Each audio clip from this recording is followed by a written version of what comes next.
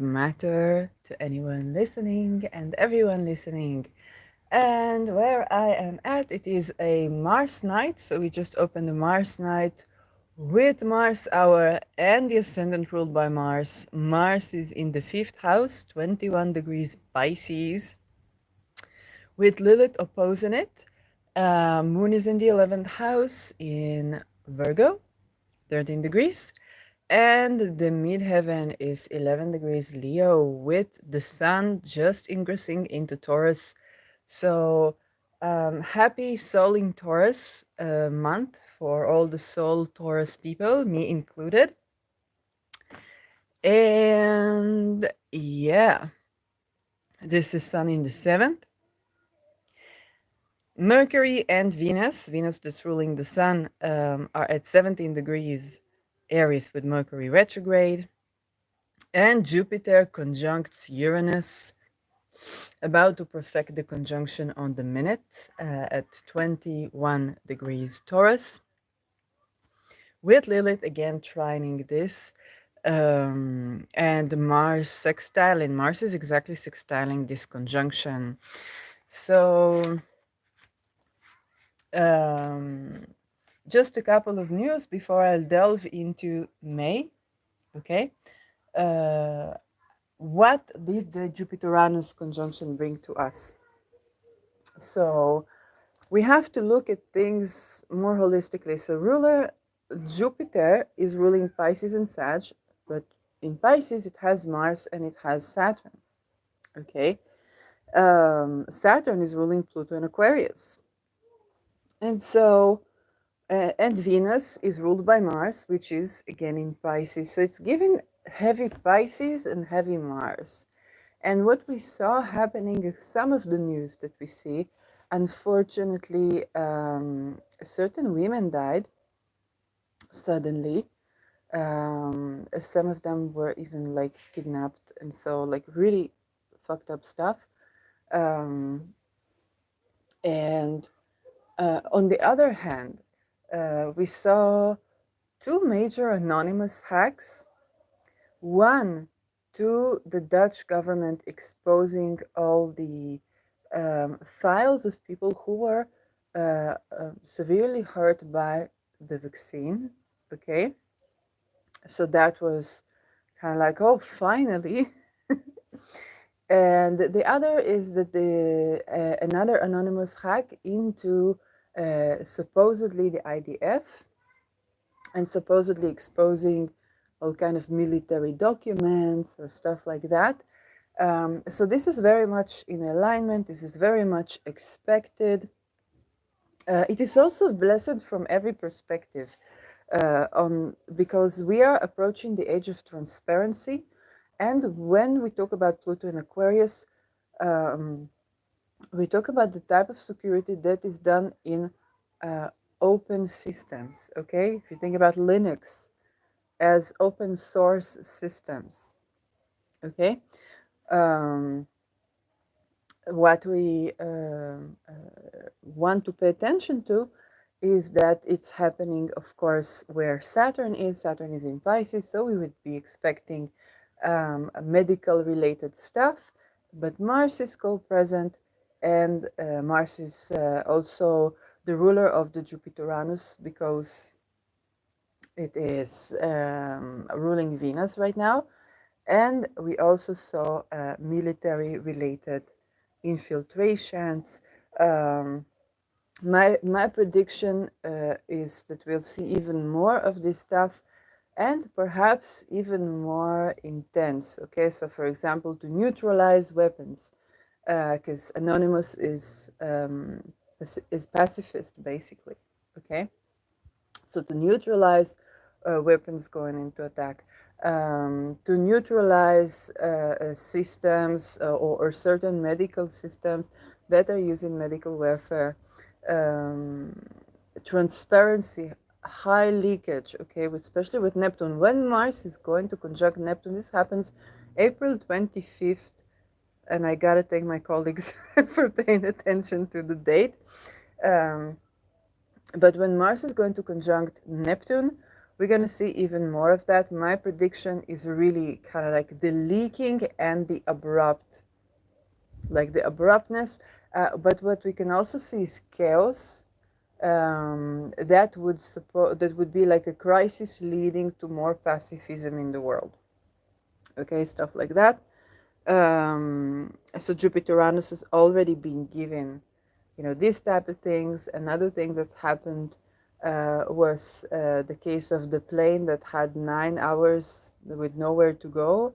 Around, I think they were supposed to go to Israel, but that was the um, attack, the organized orchestra that was between Iran and Israel. And so, as for the question, how will this develop? How will that develop? My opinion, I treat it as a global issue and so on. So, any more on the Jupiter-Uranus? Well, I've had funny incidents, just running into the younger generation, and people in the army and so on. So one conversation that I remember was a woman soldier and a man soldier, and she was in a tougher unit, kind of like boots on ground. And the conversation between them, and you can see how the Lilith here plays a part. But they were also talking about the prices of smuggled weapon.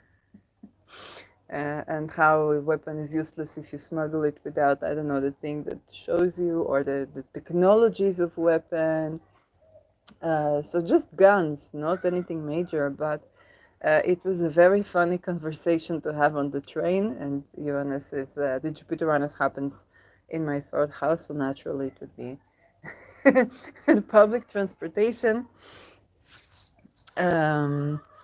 But it was very interesting because on the one hand you see like the complete equity between men and women. She's having an even harder service, and talking about the many bodies that she saw that were fighting in one of the hardest fights in October 7, and they had to take ammunition from dead bodies so that they wouldn't lose ammunition. And you just think about how casually she tells about the bodies upon bodies that she basically saw then. Um, and all together like this conversation about what to do after the army, or how to get rich, or how like even smuggling weapon is not worth it in terms of the money. um, and it was kind of like very interesting to see the younger generation and discussion on the people that are in this position. What drugs were they taking? Apparently, the drugs that were given to the Nochbas, or they call them Nochbas. It was uh, cocaine with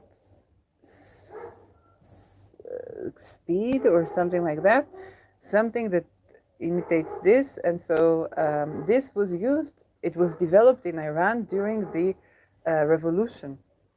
So think about the connection between drugs and war, drugs and people getting addicted to this, or that they would sit in, or if somebody, let's say from Palestine, was a bomber, suicide bomber, their child would be expected to be, it's like a veteran. Um, so a lot of like those discussions that are very Jupiter-Uranus, um, and very and were done on a very casual. So again, it's nothing new, but it emphasizes the connection between drugs and the war and the deeper financial ties. Okay, the fact that for the soldiers, the people they stay with are like family, but then they lose a lot of people. And this is an economy more so than anything else, that costs many lives.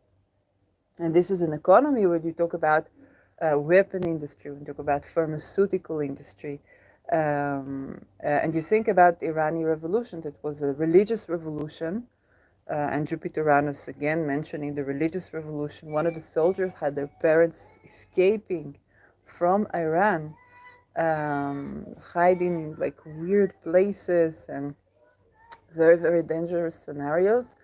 So again, the mentioning of the Iranian Revolution, but also this was a religious revolution. You would not expect that the supposedly Islamicate people would develop drugs that basically cause people to yes, to rape, to kill, to torture. It's like really fucked up stuff. How is that, how is that halal? But also, how is that kosher? And so it's again the dissonance between what the revolution or what the regime is supposed to represent and what actually happens, which is an economy of these stuff. Yes, those are pretty much the things I seen, and we will continue because this continues into this week, and on April 28th it continues into the 22nd degree. So yes, now let's talk about May. And as we open the charts for May, yes, the sun is opening its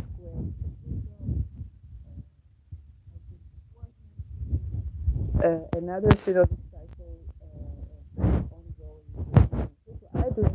When I do 2024 is a fuga, and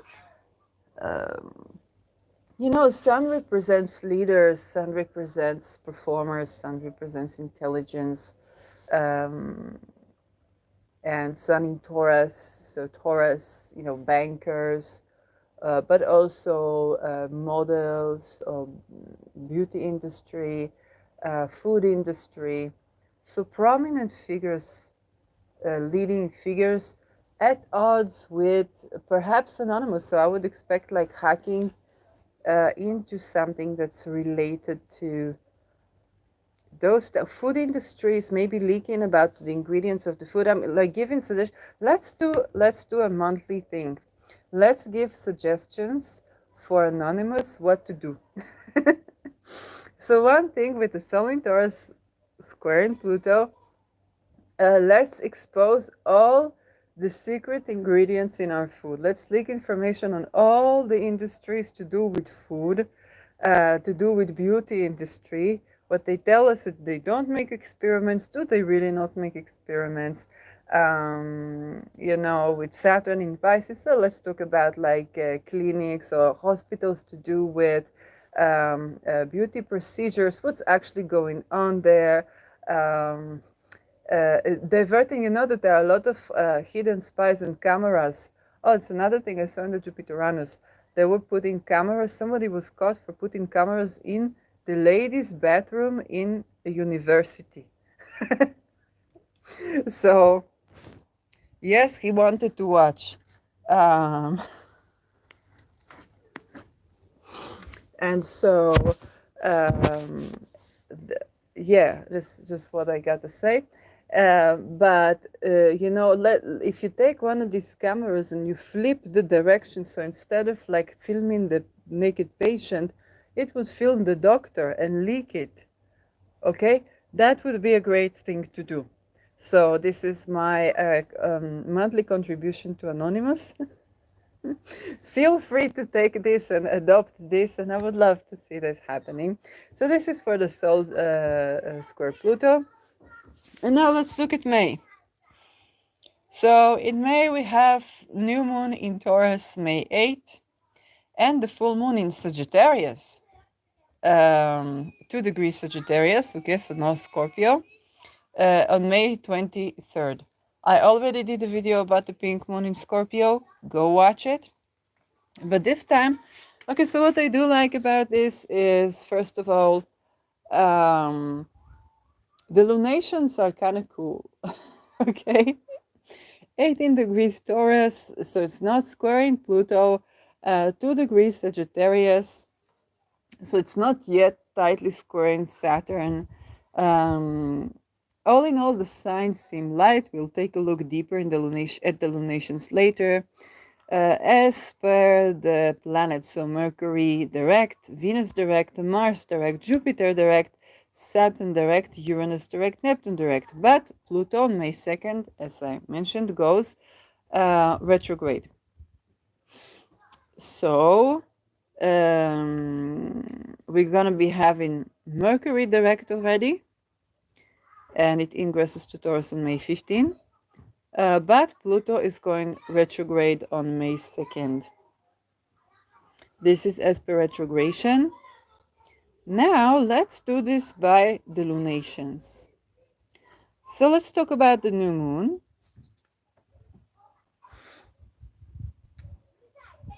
New moon, 18 degrees Taurus. It is sextiling Saturn in Pisces, which is not bad. So this one is, and let's look at where is Venus. Okay, Venus is in 10 degrees Taurus. Uranus is still on the 22nd degree of Taurus. It will take Uranus a while to get out of the to kill and be killed degree. If you want to do remedies, watch my water expands upon cooling series of videos. This is where I show you how to solve cold cases, how to tend to, let's say, murder mysteries, or how to take this 22nd degree and use it for something good. Okay, so cold cases you can find in the Peter R. de Vries Foundation. That they have still families that want to know like what happened with their loved ones, and you can watch the series and you can bring in, if you see charts of people, then you can basically bring it in, or if you have other access to it, or other shows that show you similar stuff, this is very useful. With Venus in Taurus, and yes, if I see certain cases or certain things that come up, I will tell them. So definitely the astrology of murder. Okay, so the astrology of murder cases is very good to make a contribution about this. So let's say with Venus can be women who were killed, but doesn't have to be bankers who were killed. And what you want to do with that is basically to address the case or to solve the case. This is something where you can make a contribution. Another thing you can do is to raise awareness to to the cases of, let's say, femicide, and actually make it. Now Uranus is also to do with banking, 22nd degree, so maybe you want to look at raising awareness, or to do a little bit of hacking, a little bit of revolution when it comes to warfare, or those type of murders, especially where technology is involved. So this is, instead of seeing this stuff on a mundane level, you might want to do a little bit of activism, which is also Uranus, and raise awareness. So this is something that's great for the 22nd degree. In general, satire is appropriate, right at the desired condition, okay? So yes, these are ways you can use that. Jupiter is on Algol at its new moon. So again, the predictions for Jupiter Algol, mundanely, not so good. I don't know if Algol will be dim or not at this time, but let's see what is appropriate for this new moon, because this new moon does sextile Saturn in Pisces.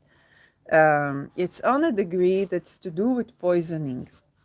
So what would be appropriate would be to raise awareness to warfare to do with poisoning in the guise of medicine. Okay, still ongoing, but it's very appropriate to do so. um, to the many people who were killed by certain supposedly medicine. And you need to see where the houses are for you.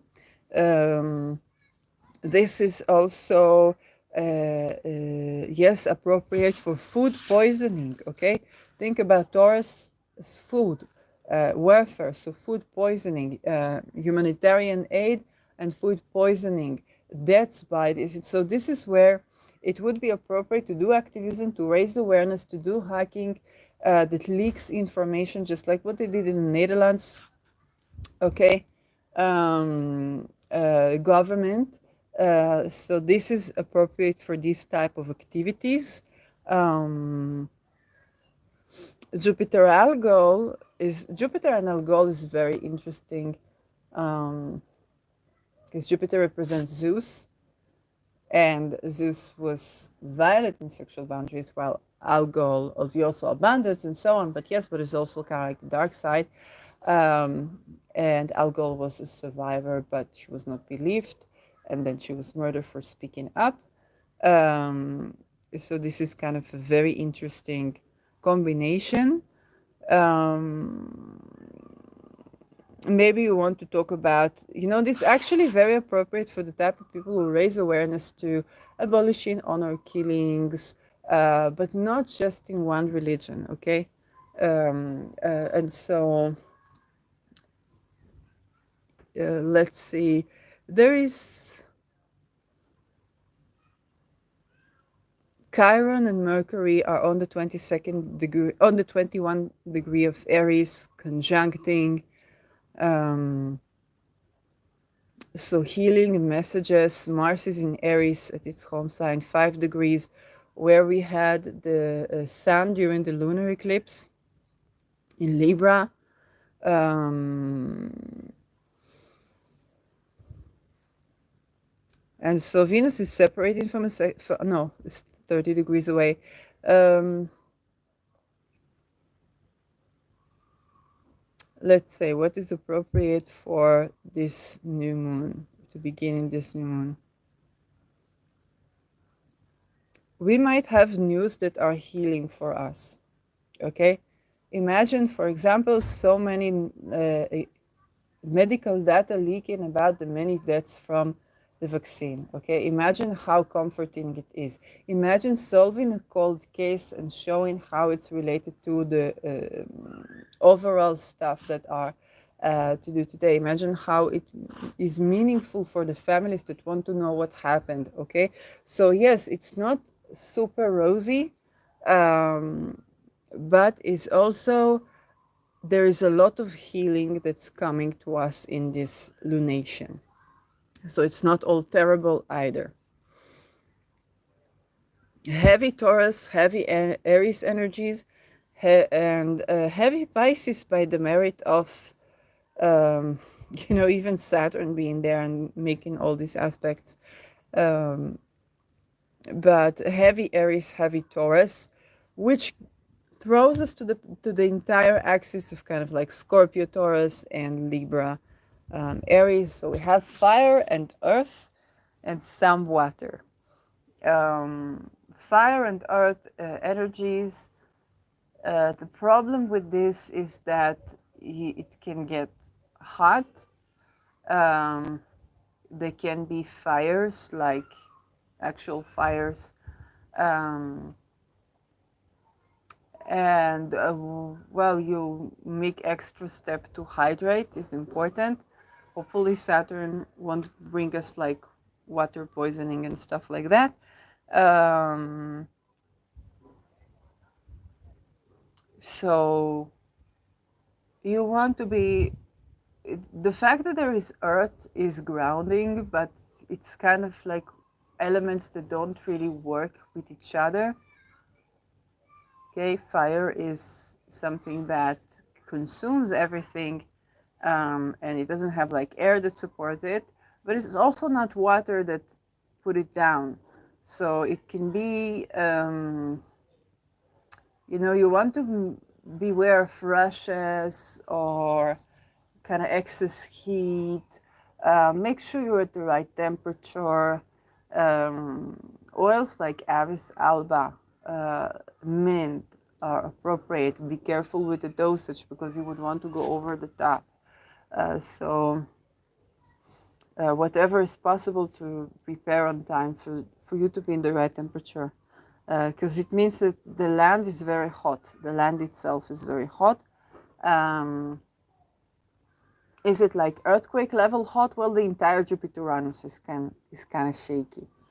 So might be. Now let's go to the full moon in Sag. Um,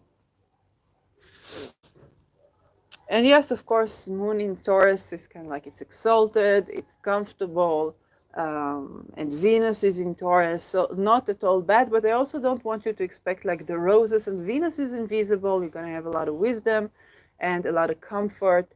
Um, I think Helwas did an Al Qaid type of talisman that is with mother love, with grief.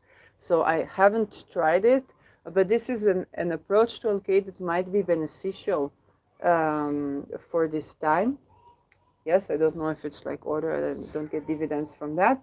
But if I talked about the anti-assassination Al-Qaeda for like Christopher Warnock approach in previous episodes, I think this one is more appropriate. Al-Qaeda that is kind of like the mama bear, uh, that is protective, that is shielding, but there is grief to tend to.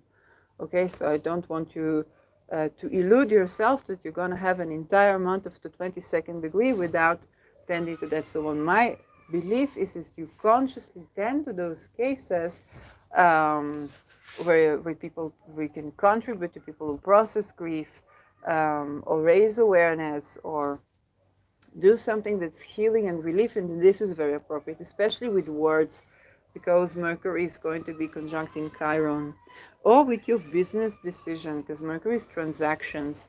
Um, I will be having more episodes about this. Just trying to prepare how to serve the knowledge. Right now, Mercury is retrograde. So the full moon is going to be 23rd May. And this is 2 degrees Sag with the Sun in 2 degrees Gemini.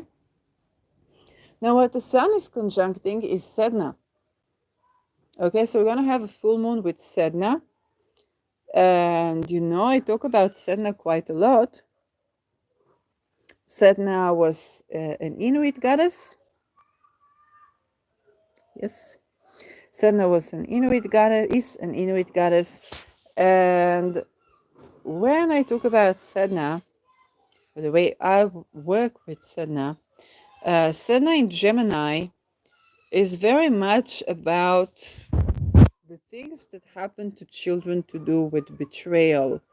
Um, and yes, Sedna can also symbolize like limb amputation and stuff like that, but also the technology of like artificial limbs, um, because she had talents, she had special talents when she was betrayed and drowned in the water. It was basically a combination of a femicide and infanticide. Um, if you take the harsher versions. And yes, let's talk about her. And she was basically a daughter that didn't want to marry anyone that was suggested to her, and her father either sold her, or one day came a man that promised her freedom, but he also abused her.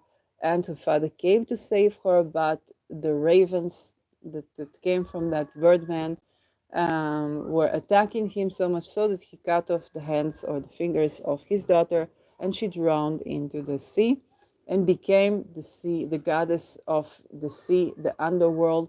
And the Inuit give reverence to Sedna for many things, both for like the food, which they depend on.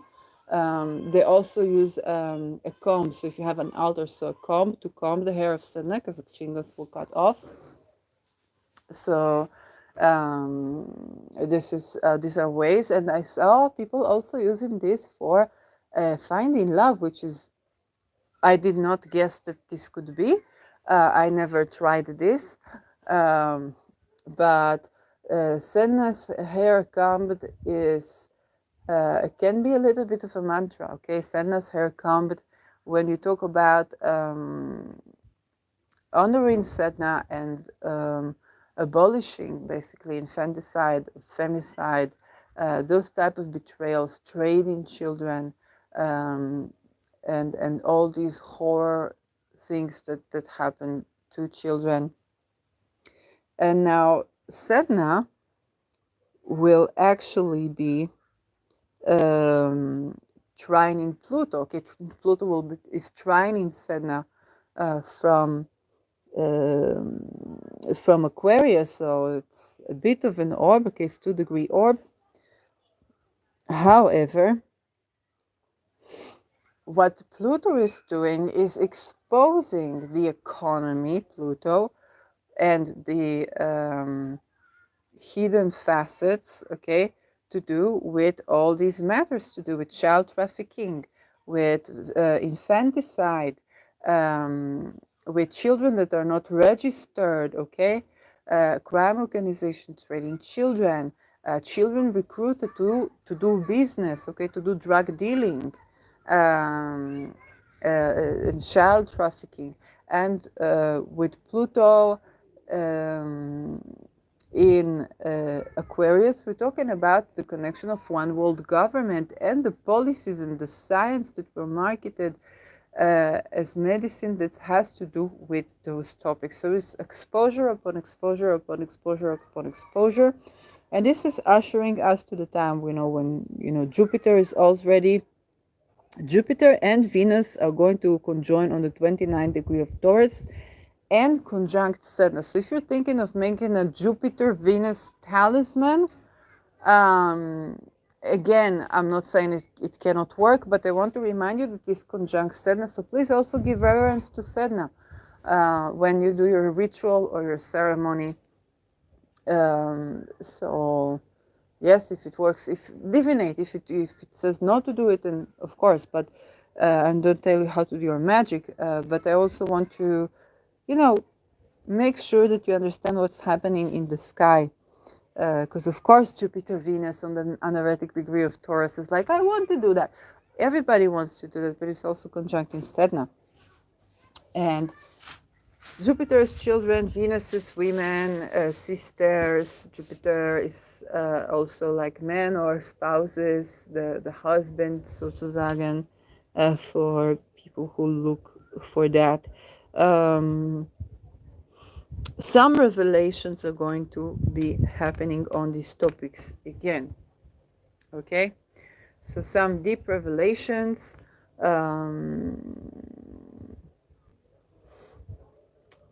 And the moon is going to be opposing this Sedna before it is becoming full. Um, so this is opportune time to require for transparency around everything, right from the top banking, okay, to the investment companies that don't tell who the clients are, what they do. Darling, it's our money. And this is the only way that we can trace those things.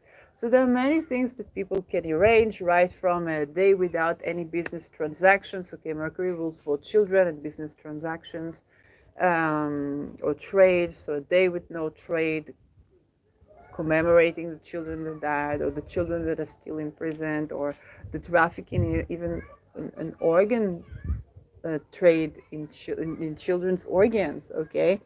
Um, those things are very appropriate, especially with the moon ruled by Jupiter, and Jupiter here conjunct in Sedna. This would be very appropriate. Mercury is on the 11th degree, ruled by Venus. That's again conjuncting Sedna. We might want to raise awareness for suicide rates within children, for example, in Inuit society, because there is the issue of incest in many societies, yes, but it's still the issue of incest, um, and the difficult living conditions, and what they suffered. And I don't even call this colonialism, because this is about oil trade, exploitation of the earth and of the people. So it's beyond colonialism. Colonialism is simplistic. It's kind of a getaway. It's kind of like taking P Diddy down instead of taking those who fund him. Okay, it's like there is no way, okay, but we want to understand that this is a structure. And so you take one head down, you don't take the structure down, children will be continuing to be exploited. You will still be listening to the same rap um, and the same music. So in that way, I say it's beyond colonialism. And so the high suicide rates within Inuit society, the highest in the world still. And so it's not that it's not happening in other cultures, it's just that the prevalence and the isolation um, that's happening is giving those yes results. So um, and Pluto is also kind of mitigating the opposition. Okay, it's 2 degrees, 2 degrees, the number two between the Sun and Moon. So it's very Pluto oriented, but there are two bisextiles. Okay, one with Neptune is on the anaretic degree of Pisces, and with one with Pluto, both mitigating this opposition. Um, Very protective time for whistleblowers. It's very protective time to expose these things. Okay, a very protective time um, for disclosures of any kind that are coming from basically the people who looked into that. So again, not all rosy, but it's all in all a very good full moon. Okay, a lot of disclosures, a lot of things coming into light. Mars here is on a malefic degree in Pisces, but it doesn't do anything in particular. Okay, it just rules Pluto, doesn't do anything in particular. So on a mundane level, yes, there can be cases to do with like poisoning and stuff like that. Um, Venus, yes, is with the new moon. Um, Not much to say about this. Okay, it's really not that complicated. Just a lot of disclosure um, that is important to have. So it's kind of like a good atmosphere for conversations that are important to have, and given a lot of protection. Okay, the bisextiles here between the moon, Pluto, and Neptune, and between Jupiter, Venus, and even to some degree Uranus, Pluto, and Neptune give us a lot of protective forces, a lot of alleviating tensions when we come to discuss this. So, this is what I have to say. Of course, full moon, something coming to fruition, then letting go of certain things. If you are a person that is recovering, then using certain sounds, okay, sound therapy could be appropriate with this configuration. Um,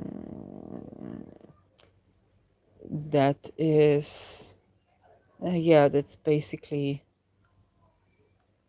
with Neptune, even certain frequency based homeopathic treatment might be even useful. Um, Sadhana is also, the Inuit culture is associated with the throat singing, so that can be useful to listen to. And of course, be incredibly tender with yourself and don't go overboard with anything. You don't want to push anything or rush anything. It's highly important. So, yes, certain philosophies, certain mindsets that can be useful at this time. Kind of opening up to the idea that you're deserving of pleasure. That even if you had certain situations in the life and you had like displaced pleasure or pleasure is supposedly we're not supposed to feel, you don't need to be ashamed for the way your body operates or for your experience or for anything like that, and you still are entitled to your autonomy and so on. So those things might be useful. Your voice has a place. It is at least as valid as anybody else's. and definitely your voice is the tone when it comes to your life, to you. Those are things that it can be important. Some may find now this is important because Sadhana can be having to do with experience of betrayal. So you might feel like your religion or your spiritual beliefs do not suffice. But also you might feel a little bit difficult when it comes to your ability to be in pleasure. This is why I said be aware if you want to do the Jupiter Venus talisman, be aware. First of all, Venus is still invisible, I think, until September. And secondly, there is the vicinity of sadness, so you might not get this close to kind of like love, pleasures, orgasms, and abundance and money as you want to. Although these are two very benefic planets, um, yeah, it is. Yeah, you just want to see through to your own divination. Now, more things that are happening in May. Because we're going to be having a Taurus stellium. Let's see. We're going to be having a Taurus stellium for pretty much most of the month. And yeah. So let's take a look at, let's say, May 18. I think this is going to be the. Well, yeah. We're going to be having, first of all, May 18, Venus conjunct Uranus in 23rd degree of Taurus. The moon is entering Libra, which is also ruled by Venus. And I think that if you, and there is a beautiful kite shape in the sky. I think that if you have, oh, you might want to be very cautious here because Mars is going to conjoin Rahu. So I wanted to say we have a Uranus, but it's not for the faint of heart. And basically, let's say if that was a divination, then I would quote Biden: "Don't make a talisman of Mars conjunct in Rahu." What is the meaning of Mars conjunct in Rahu? Mars opening a synodic cycle with the nodes, if you want to see it in that way. Anything that conjuncts Rahu, think of it as on steroids. Okay? Venus conjunct in Rahu, that's pleasure on steroids. Mars conjunct in Rahu, you say that's sex on steroids. Yes, but it's also conflict and war. Okay? So, this is not necessarily very passionate, but it's not something that I would, especially not in Aries, where Mars is at home, however, is impulsive already. So it's kind of taking Mars to the extreme. Why? Because Rahu is where the soul is eager to go and has never been before. So you want to think about the Mars that doesn't know what it's doing and is very eager to do so. And is incredibly impulsive because in general it's in Aries. I wouldn't capture this in a talisman, um, but you will be very excited about anything Marcy. That's for sure. With Venus conjunct in Uranus, prepare your wallets. Okay. Um, and Mars Rahu, my God, like this is the time, that fated purchases, fated expenses, suddenly you buy something suddenly, and this is not about because you have a disease or because your mind is not okay. It's fated. Mars is fated, and so, but there can also make certain fated financial moves. even if it's not successful, it can be a big step. It is very likely to be a big step. But even if it's not successful, what I want to tell you is that this is where you take that leap forward. Okay, you dream in action. You take that leap forward. Um, and when it comes to you on a personal level, it's very likely that you will benefit from this desire and this courage on the long run. However, there can be disappointment, and or you might really like what you bought, but you might not have enough money for other things. So this is, this is a part of the atmosphere. Moon is going to be opposing Neptune. So Moon opposing Neptune, this is the hard aspect of this day. Um, this is where you think about Neptune as ideation and evaluation. You think about the Moon as emotions and sense of safety. Okay, so the kite shape is keeping you a bit more rational, but your emotional experience is very elevated. It's not bad for feeling high. It's also important that you will be very deeply emotionally related and have an experience that is very real, but it's not the one that I would base, let's say, a commitment on.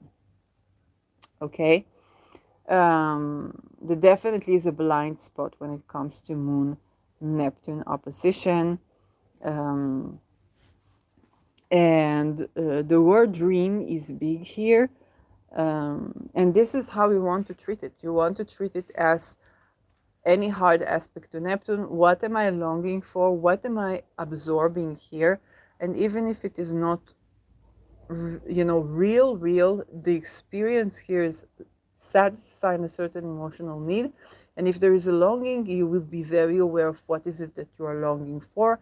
And as everything with Neptune, even if it seems unbelievable, is the telos is for the things that you do want, that you long for to manifest. When we're talking about a transit, when we're talking about, our natal chart, then things are more complicated. But still, those transits can be used for very good cause. Um, Veneranus is just going to be lovely. Okay, it's 23 degrees Taurus. The thing is, yes, Sun is on 27 degrees Taurus, Jupiter 28 degrees Taurus, Mercury is in 3 degrees Taurus. So communication, and Mercury is squaring Pluto.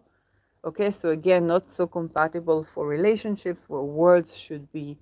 The communication is the way to smooth things over.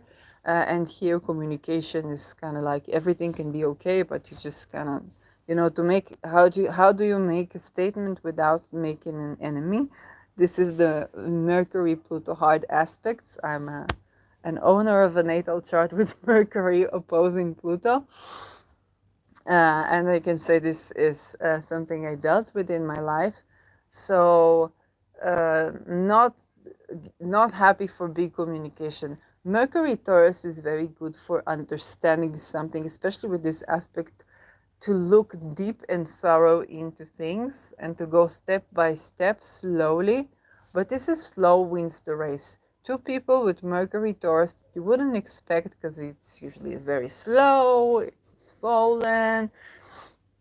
But two people that are highly intelligent with Mercury Taurus. One is Richard Feynman, is a famous physicist, Nobel Prize winner, the guy from Manhattan Project, and the guy who told us not to brush our teeth with fluoride in the best way that he could without being eliminated, and died of cancer, by the way. And the second one is the very developer of astrosig.com, and that is Peter. So he has Mercury Taurus, which was something that prompted me to ask permission to do an episode on his chart, and I did do an episode on his chart. So I remember he has Mercury Taurus. And so um, it, it is very good to understand something slow and steady and to have dedication. With the square to Pluto is not good to have a conversation when you need to be tender. Okay. So again, I wouldn't start on something that is reliant on communication, but we have a stellium in Venus sign with Venus in Uranus sign. So some fated, some fated stuff can happen. It's just that they're likely to break. The breaking point is likely to be about communication. Okay, Mercury square Pluto, eh, but Venus is excellent for the flair. Okay, you could have some really jolly love stories, love affairs. Just want to be cautious that you um, you you take from this the experience of loving and being loved. You take from this the what Venus and Uranus do together. And Venus, Uranus, for example, there could be a certain type of pleasure or joy in your sensuality that you didn't experience before. You can discover about how your sensuality works, how sexual energy. You could have a Kundalini rise at this time. Um, or some joyful encounter that you can just remember, oh, I like this. But it doesn't necessarily mean that you're going to continue to pursue this relationship with another person. But it's even more likely if you're in any way artistically inclined and you're not tending to this, Venus is going to, you know, make sure that you sing about it, talk about it, dance about it, make love about it until it's finally out of your system so that you are on a new track. Some of you might start an astrology practice, okay, at this time. Some of you might be forced to be astrologers in a certain way. And it can be even because of relationships. I was pushed into this because of nothing worked. The psychology didn't work. Even all was almost lethal. Um, and then the only thing that I could look at and see something was astrology that was mitigating factor for the fact that things didn't work. but, but that was what pushed me into astrology. Um, and for you, it might be that is astrology. It might be that is a Kundalini rise, and the point is just to express your voice more, or to practice kind of self pleasure and self love in a way that you didn't used to practice. Um, and yes, affairs, this is very possible. Yeah, it's true, but it's very possible. With Uranus hard aspects, this is possible. I was really thinking I would do talisman, but I see that, that would bring like the Mercury thingy and the Moon Neptune thingy. So, and of course Mars is conjunct Rahu. So I cannot let, but I really wanted to, but with Mars just on the degree with Rahu, it's not as kind of like fated to not do this talisman, although we really want to. So, big stellium in Taurus, um, plenty of Taurus energy. And so we will be having Jupiter going on Algol, then Sun going on Algol, then Venus going on Algol, then Mercury going on Algol, all preparing us for Uranus going on Algol. Mundanely, one of the Algol souls, prominent Algol souls that we have is the state of Israel.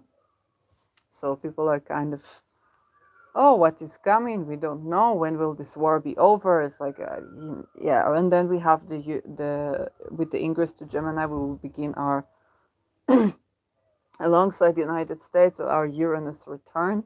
So this would be the first Uranus return for Israel. I don't know what would be in when Uranus is in Gemini. I don't know what would be here. Um, but yes, this is interesting times, so to speak. Anything more to say about this kite shaped day? Not much. And again, I remind you that Mars is with Rahu. So this is not, if you have scheduled a conversation with someone to like talk about your connection and so on. Here we say "Sichati chesenu le'an," it's like where are we heading, where are we this, and with Mars here you might want to do it very much. Don't, I quote Biden, don't. It's not going to be useful. You're not going to get the truth out of yourselves. You're going to deliver a message in a way that makes an enemy, and you're going to make a big leap forward that you have no way to back up. Plus, you're going to be idealistic emotionally and deeply longing for something, and I call this the Verfallen yoga, which means kind of it means kind of, oh, well, it's like you're deeply longing for something, you're incredibly lonely and isolated, and then something comes, and then you just fall into it. But then it's very likely, and yes, affairs can happen in this way. Unfortunately, yes, also some divorces that are not justified. But some justified too. Okay, it's a fated thing, but the, don't be in a hurry to break up or make up with anybody alongside this, but it's fated, so I cannot, life. Now, yeah, let's try to see what the synodic cycles that are open on, because this is interesting. And begin with Uranus.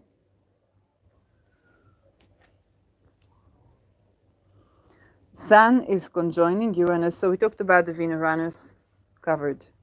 Okay. So Venus opening another cycle with Uranus. Yeah. Prepare the wallets. Prepare the wallets. They're going to buy stuff to do with good pleasure. And yes, how should I say it? Prepare the Esther Perel. You're gonna need it. You're gonna need it. And it might happen, if you got cheated on, you might be the one who's doing the cheating right now. So prepare this Perel, because your partner's going to be having an I told you so moment. So, and for those who are single like me, at least in the physical, prepare the popcorn. Sol conjoining Uranus in Taurus. First of all, what I like about this is happening on the 23rd degree of Taurus. We're no longer killing and being killed.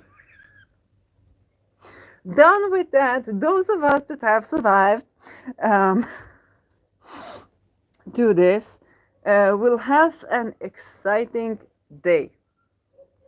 Granted that it's not going to be a mass death from like a lethal injection triggering from a heart attack or anything like that. It's an exciting, creative day. Plenty of Eureka. This is a day for Eurekas. Mars is applying to conjunct Rahu. Still too tight for a talisman. I know it's a hard aspect, but I just like Uranus.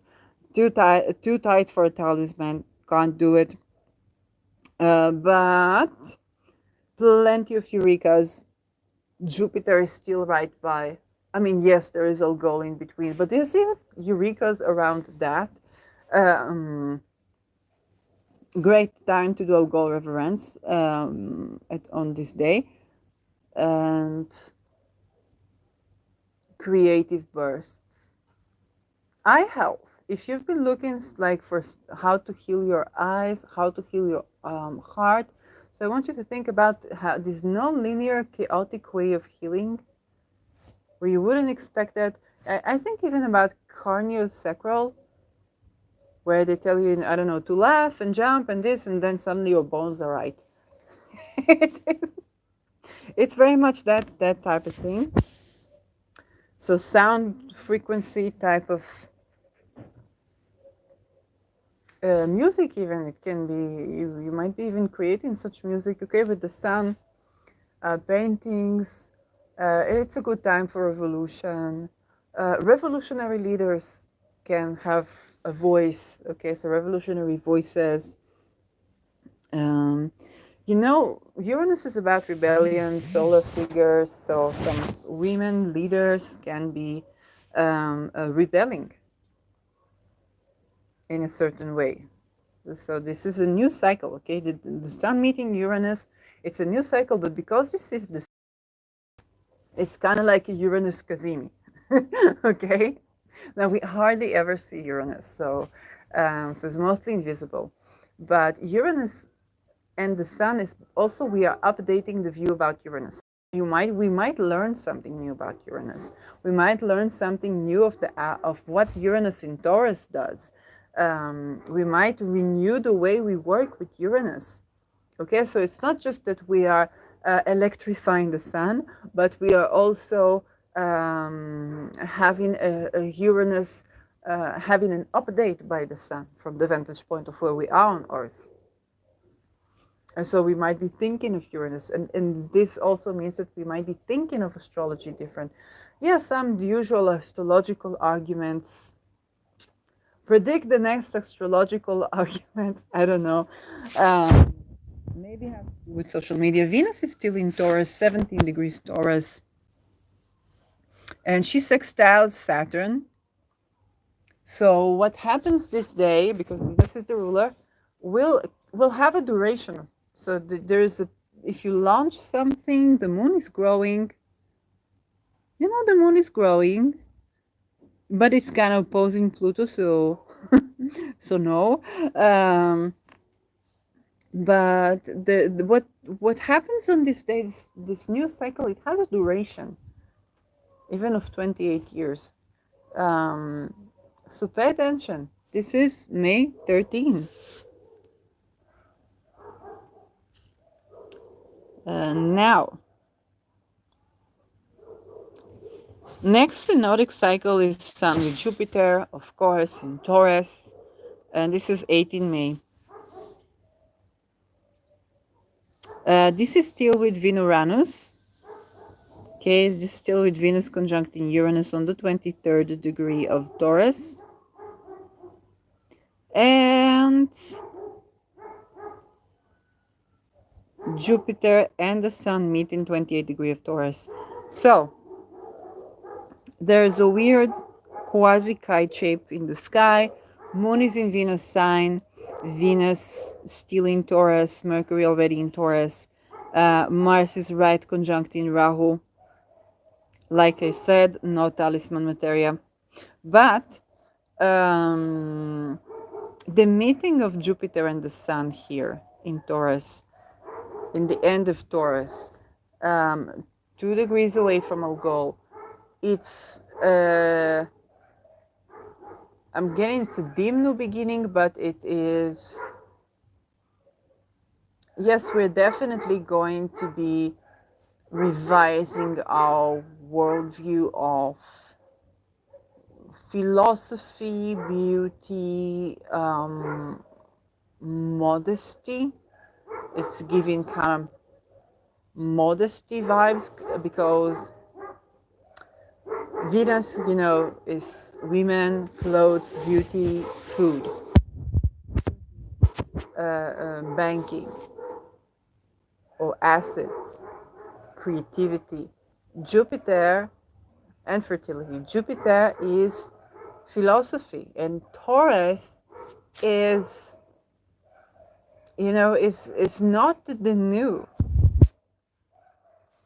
but it is very physical. Okay, so it's very interesting, like what would it give us? And so maybe there is some, it can be one of these worldviews where, like, oh, modesty adds to your pleasure or stuff like that, or kind of like how religion is actually more pleasurable, that is like religion and intimacy. But with Venus Uranus, there's something really unusual. So it's kind of like taking something from an Orthodox religion and bringing it into secular life, or taking something from secular religion, bringing it into Orthodox life. Uranus is going to play with what it is. There's something very unusual. It's a very unusual reset of beliefs about anything Venus. So, very unusual reset of beliefs about um, pleasure, the voice of women, the body, food, appearance, clothes and clothing, um, yes, makeup and stuff, um, music, uh, values. Venus's values, cars.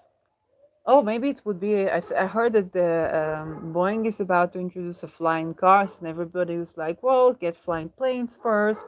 I know Victor from Astro Victor has been predicting flying cars for a while now. It may be launched, especially with Mars Rahu. Oh my God, they're probably going to have launch day, because you got to venture into the unknown. Everybody, it's kind of like everybody tells you we gotta. It's basically like having any car crash that you're gonna have is going to be like rockets falling from the skies. So and having private cars doing that is going to be a lot of those. And then Mars is like, but we're having war already, so they're buying bulletproof houses, so we can, it's going to be fit. I mean, you want to travel, you want to explore new territory, you're not going to stay where you are. I mean, traditionally we've been doing that the entire history. It's kind of like those things, and then the cars can be like with exceptional kind of design. It's giving those vibes, and then you're gonna have like the ultra orthodox, hopefully not MK Ultra, but people like flying that, something like this. It's bringing in like traditional belief with untraditional values, making a great leap forward, but hopefully not in the China revolution, cultural revolution type of stuff, because that can be as well. Um, so yes, interesting synodic cycle, and this is going to be for like the next year. So it's going to be a fascinating year, but quite crazy. um, and this is a little, right before Jupiter enters Gemini. Now let's talk about another cycle that is opening before we get into this enters here, this enters there. um, Mercury Chiron. And Mercury Chiron have been conjuncting. Mercury Chiron have been doing things, okay? I think yesterday's episode was with Mercury Chiron, okay? And the moon kind of aspect in this. And then I said, should I not, I saw the Mercury Chiron, I saw the moon with Chiron, like I dropped it. I'm going to do it. Um, Here we have them conjuncting with Mercury direct on the 21st degree of Aries. And this is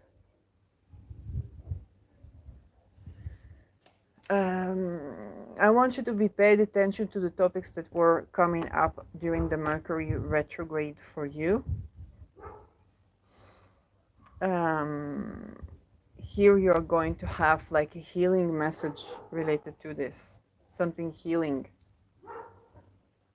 Okay, but the conjunction is a hard aspect, so you do touch on a wound.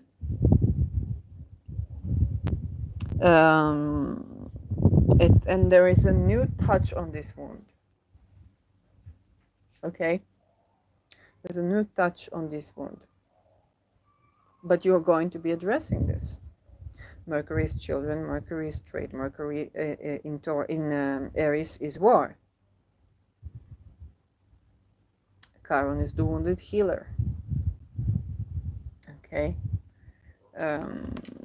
Mars will be in 4 degrees Aries, 10 degrees away from Rahu, is safe enough to not be overinflated and have a strong Mars. So there's a strong point here to tend to, and it's a painful point that has to do with maybe your childhood or the childhood of children. But Mercury is also humor, and humor can be very healing.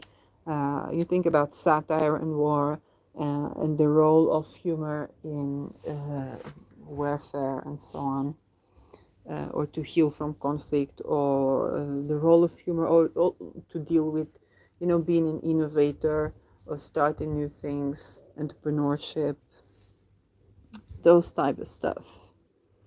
Uranus is still going to be on the 22nd degree, Jupiter on the 25th.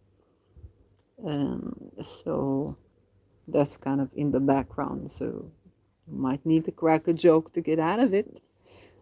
And then Mercury is going to conjoin Uranus on May 31. 24 degrees of Taurus. This is where Uranus is beginning to get dangerously close to Algol and the sun of the state of Israel. So what I'd like to see happening. Children revolution. Okay, children rebel in the sense that the disobedience might start from youth. Disobedience and rebellion to do with trade. Disobedience, anonymous. Okay, tackling Mercury is also the chips that they're making. Okay, recently called on ASML to do a strike in favor of abolishing expandable children praxis. It's very remedial for such company to do this. Yes.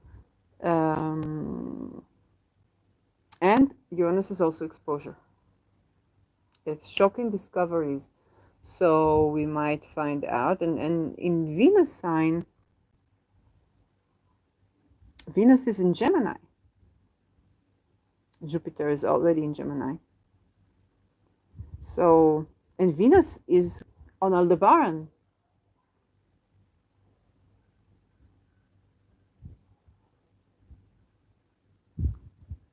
I'm just setting intentions. Anybody exposing, anybody wanting to abolish child trafficking, expandable children, trading organs of children, okay, because Mercury rules the limbs, anything of that sort, abolishing like the kidnapping of children and stuff like that. I just, this is the one, this is the one, this is the one, okay? When you criticize Israel, and you're criticizing something that 2030 does, you're not criticizing Israel, you're just covering up and enabling Soros and Schwab's and so on and so forth. When you talk about the enabling of child trafficking, kidnapping, and so on and so forth in a given state, including Israel, now we're getting a little bit more.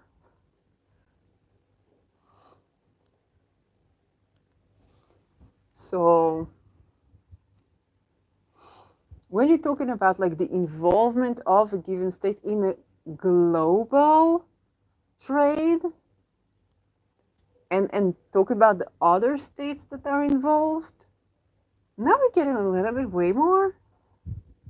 Okay, because Uranus is not about something that happens to one person or one country, but it is something that happens on a global scale. Okay? When you talk about where will we put the children, think about the children in Epstein Island, they can just inherit the island, the rights on the island. Okay?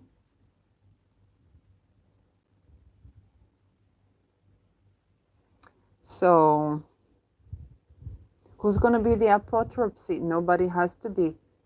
If all the currency is digital, it can be just reserved for them.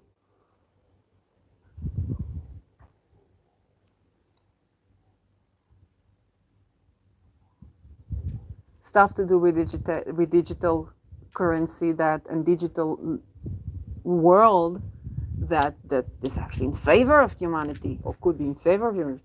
We think about how to do it rather than how to exploit and so on and so forth. There are many things to do with this one. The testimonial of young children, especially young girls, prevailing, and to talk about financial violence, yes, to be prevailing in such cases. Mars is going to be just leaving, conjoining with Chiron. So Chiron is on the 22nd degree, and the Mars, it can be children of families, children of dead soldiers, can be murdered soldiers, Chiron 22nd. Yeah, Mars just opened a synodic cycle with Chiron, so it can be something that is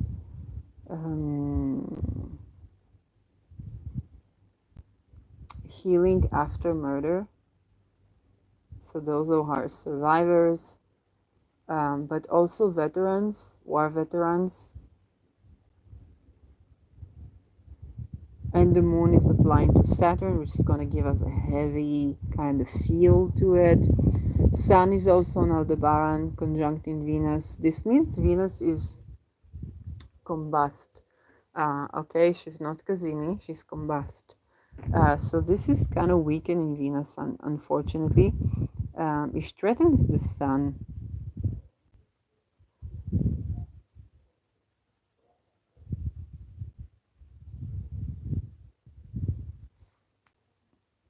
Whatever, and there is a square with Saturn. No, it's not yet a square with Saturn.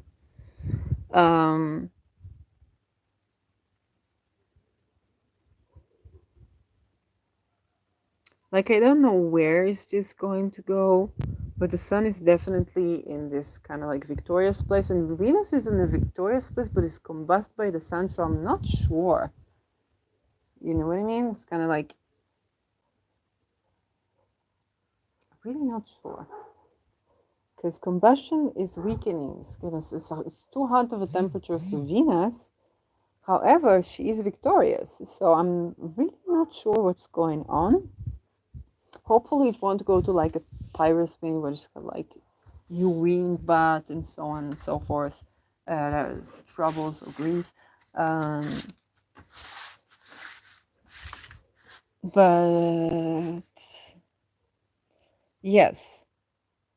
And at any point, we want to be like implementations of digital coins. The moon conjoining Saturn is a very depressive kind of feel.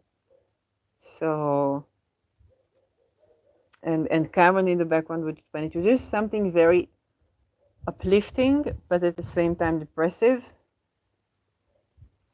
And this is May 31.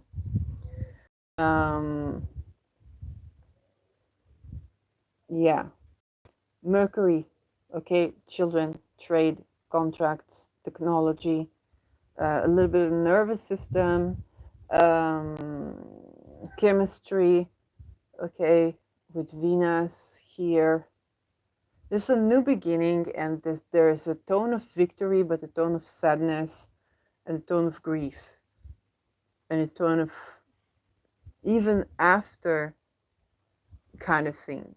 So we're not sure what is it about, but this is kind of like setting the tone for like the next year, opening up a new cycle. There's this unexpected victory, and there's something dimming, and there's something depressive alongside this unexpected victory.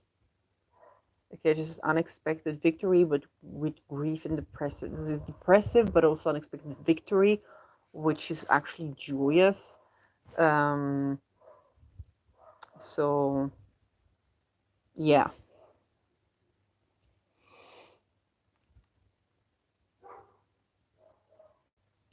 The next up is Venus, which we talked about, And then we have Venus Jupiter, which we also talked about. Is Venus Jupiter on the 29th degree of Taurus, May 23rd, and is conjoining Sedna.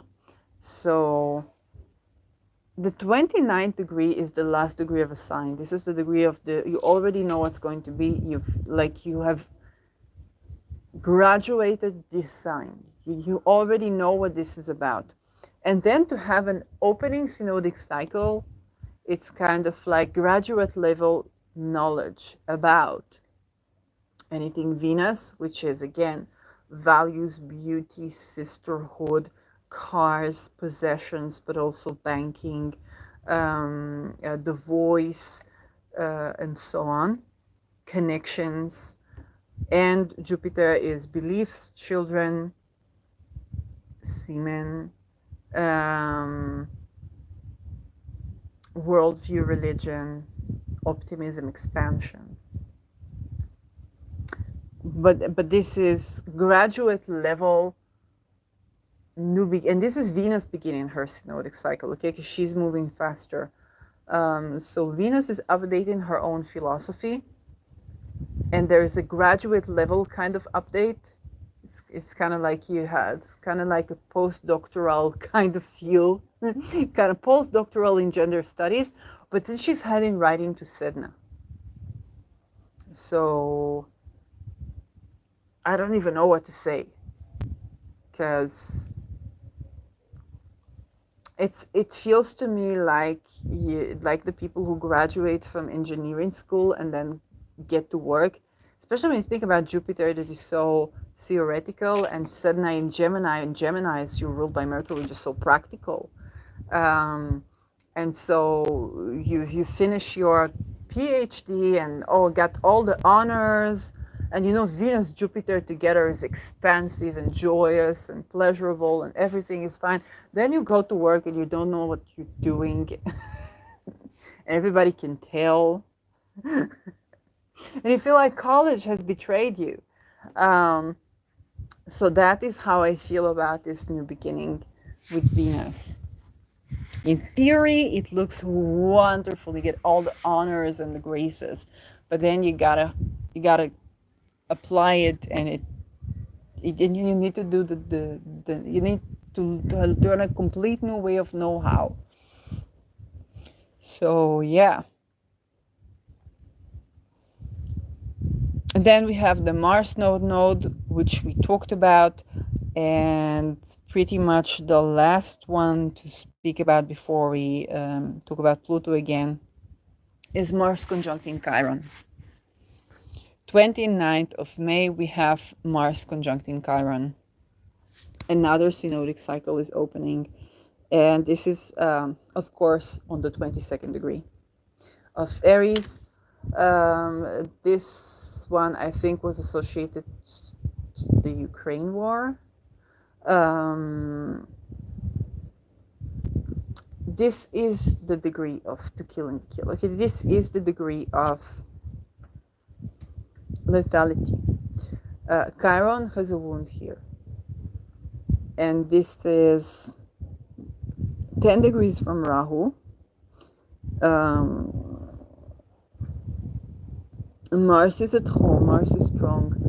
I think this one is tending to, first of all, on a mundane level, it's not a happy event, okay?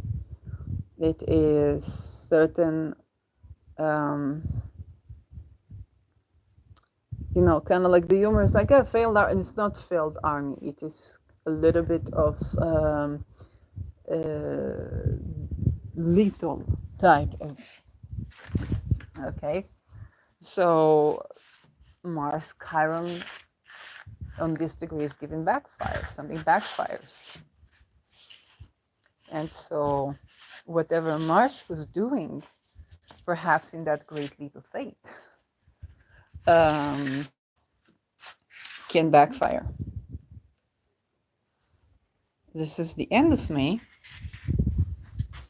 So what we want to go back to Mars and Rahu, because it's very likely that there we took a certain decision or a certain step, but because it is a closing conjunction, then the entire Mars cycle is just 2.5 years between the last conjunction with Chiron, which is also in Aries.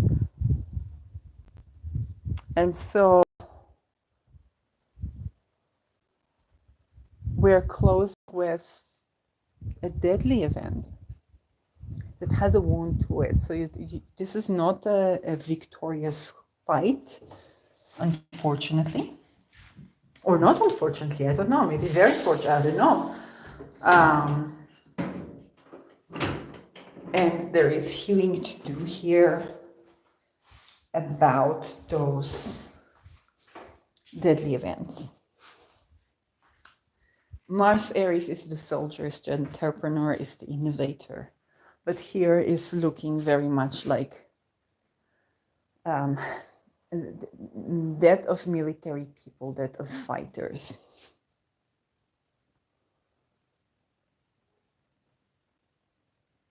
The moon will be sextiling this, and it's on Deneb Algedi, after Deneb Algedi has approaching Deneb Algedi. So the moon that is approaching Deneb Algedi is sextiling this, separating from the sextile, is giving that it has to do with those who were supposed to be not winning are not winning. So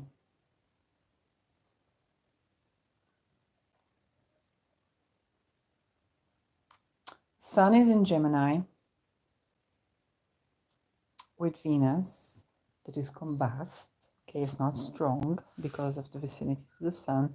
Jupiter is conjoining Sedna. Saturn is on a malefic degree in Pisces.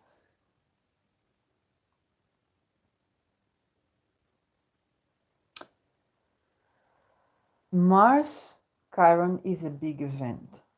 I'm not saying it's not a nuclear event. It's not Chiron Rahu is given nuclear, but Mars Chiron. We're going to see this event. It can be. It's not necessarily an event with like plenty of deaths, but it can be an incident that is meaningful on the level of wealth redistribution.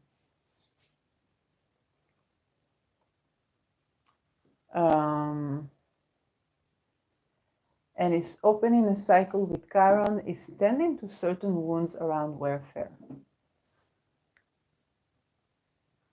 Mars is at its home sign, so we pretty much got the rulers where they at. But because the ruler of the moon, Saturn, is in Jupiter's sign, and Jupiter is with Sedna, it's giving something to do with the medical stuff. I really don't know. Certain poisonings or maybe certain drugs that were poisoned and were given to soldiers and they died. So it's giving failed army, but it's actually with the placement of the moon, it might not be bad.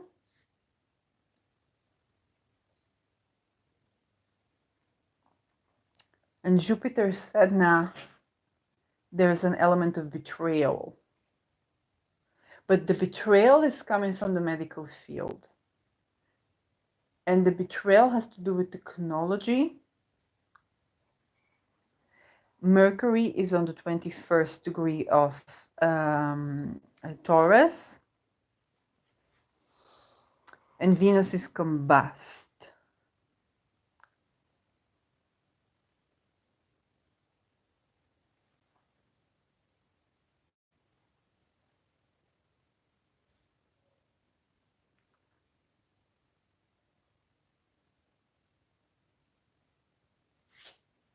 This is 29th May. Pluto retrograde on the 1st degree of Aquarius.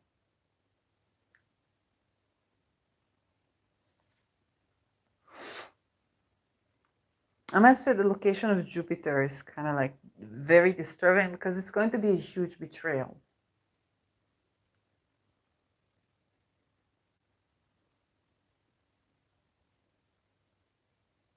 But the sun is in Gemini. So, and Mercury is in Taurus and Venus is combust. So, yeah.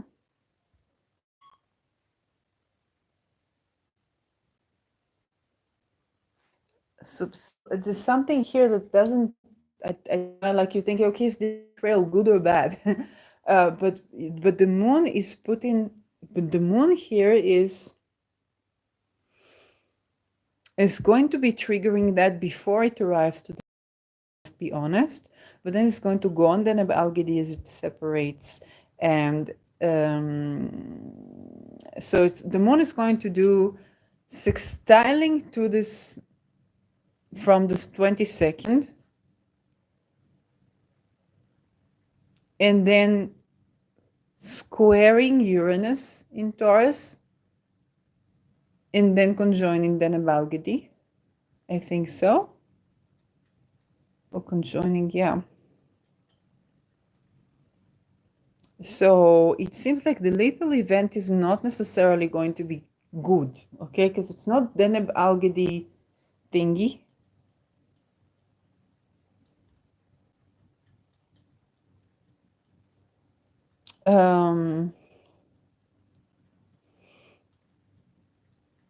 Situation for women and children is not so good. Situation for soldier is lethal. Big betrayal along humanitarian aid that's poisoned or medicine. And then moon on the Nebalgadi.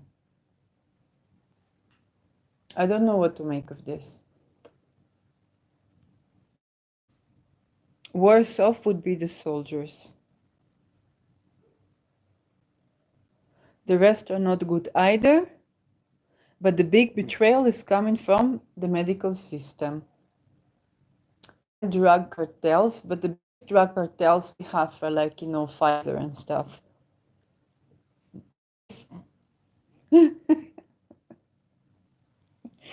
Okay, it's just obvious by now, yes? WHO have so many 22 degrees, come on. It's just obvious by now. So, and yes, because the moon will be sextiling from the 22nd degree of Aquarius, ruled by Saturn, in Pisces, just ruled by Jupiter, that is on Sedna. The death of the soldiers, the murder of the soldiers, the failed army situation is scary because of drugs that were either poisoned, they got poison instead of drugs.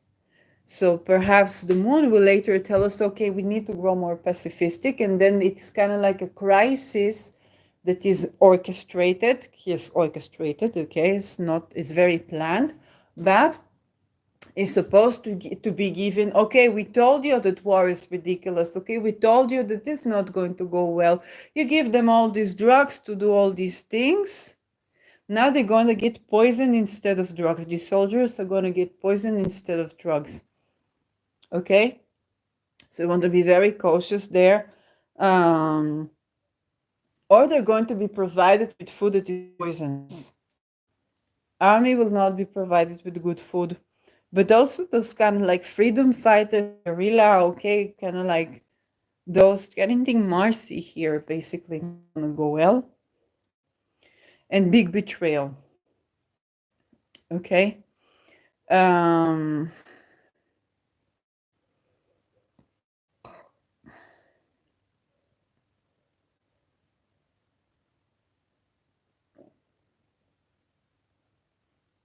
And betrayal again is coming from the medical system or from any system that's parochial, okay, that is religious supported. Because Jupiter rules religion. Also, betrayal from drugs. From the drugs are giving betrayal experience. And Jupiter is going to be trine in Pluto with conjunct Sedna. Okay. Something like this.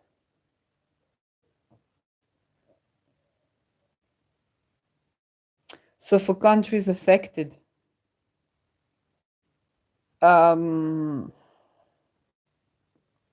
it's given Pisces. So Pisces can very well be, the kind of like Palestine, Hamas, PLO.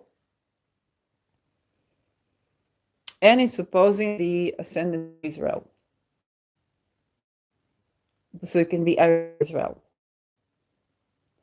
Um, Uranus is close to the sun of Israel, but it's not giving Uranus so much. And Venus is combust.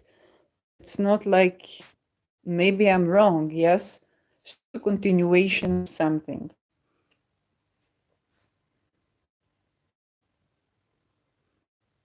Mm,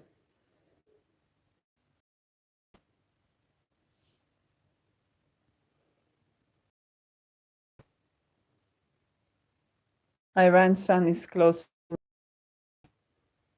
So Iran should be cautious and Israel cautious and below Fatah, Hamas, all the Palestine, whatever is going on there, in case those can be the things. But Moon's 22, the 20 Moon is going to sextile on the 22. It is very orchestrated. It's very orchestrated. And it's orchestrated by medical organization, okay? Drug organization, medical organization. I don't think it's necessarily hacking, but it's not impossible. So I don't know. End of my. Yeah. Now to the ingresses, but before that, let's talk about Pluto. So May 2nd, Pluto is turning retrograde. And it will be with Mars. It will be sextiling Mars when Mars is already in Aries and just finished its opening synodic cycle with Neptune.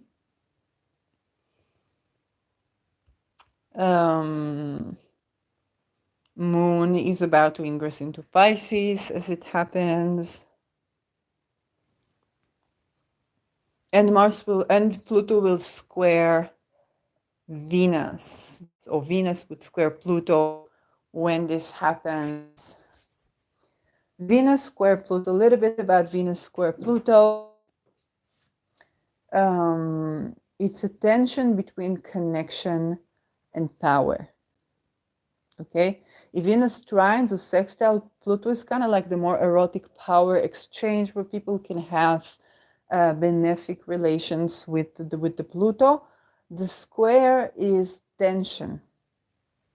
Okay, the square is the difficulty to understand how power and wealth are related with pleasure and values. There is a tension, okay? One's values are a tension with the way one exerts power or with the traumas that one has that are like the coping mechanisms. So somebody's coping mechanisms to do with power that bring them to use power in a certain way that perhaps would meet another person in a harmonious way, meets another person in a disharmonious way. Okay?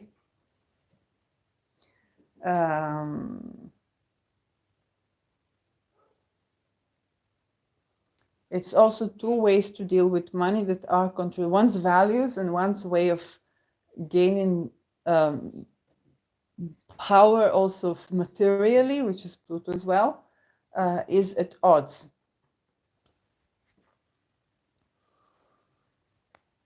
So the relation between Venus is going to be actually my Venus return. Was für ein Venus return, huh?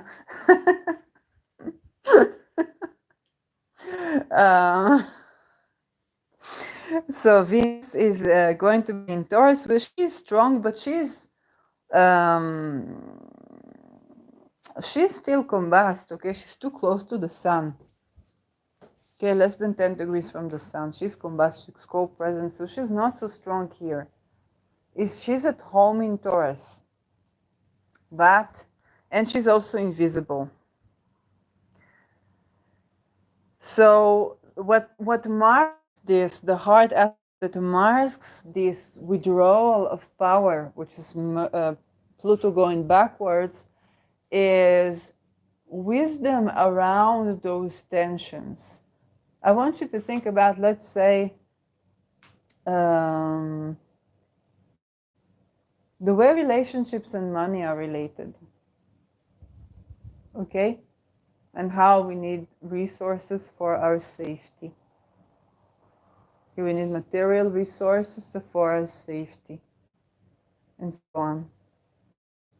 So upon this Pluto retrograde, there is a bit of awareness to the necessity of having that which is Venusian in order to have equal power relations. Okay.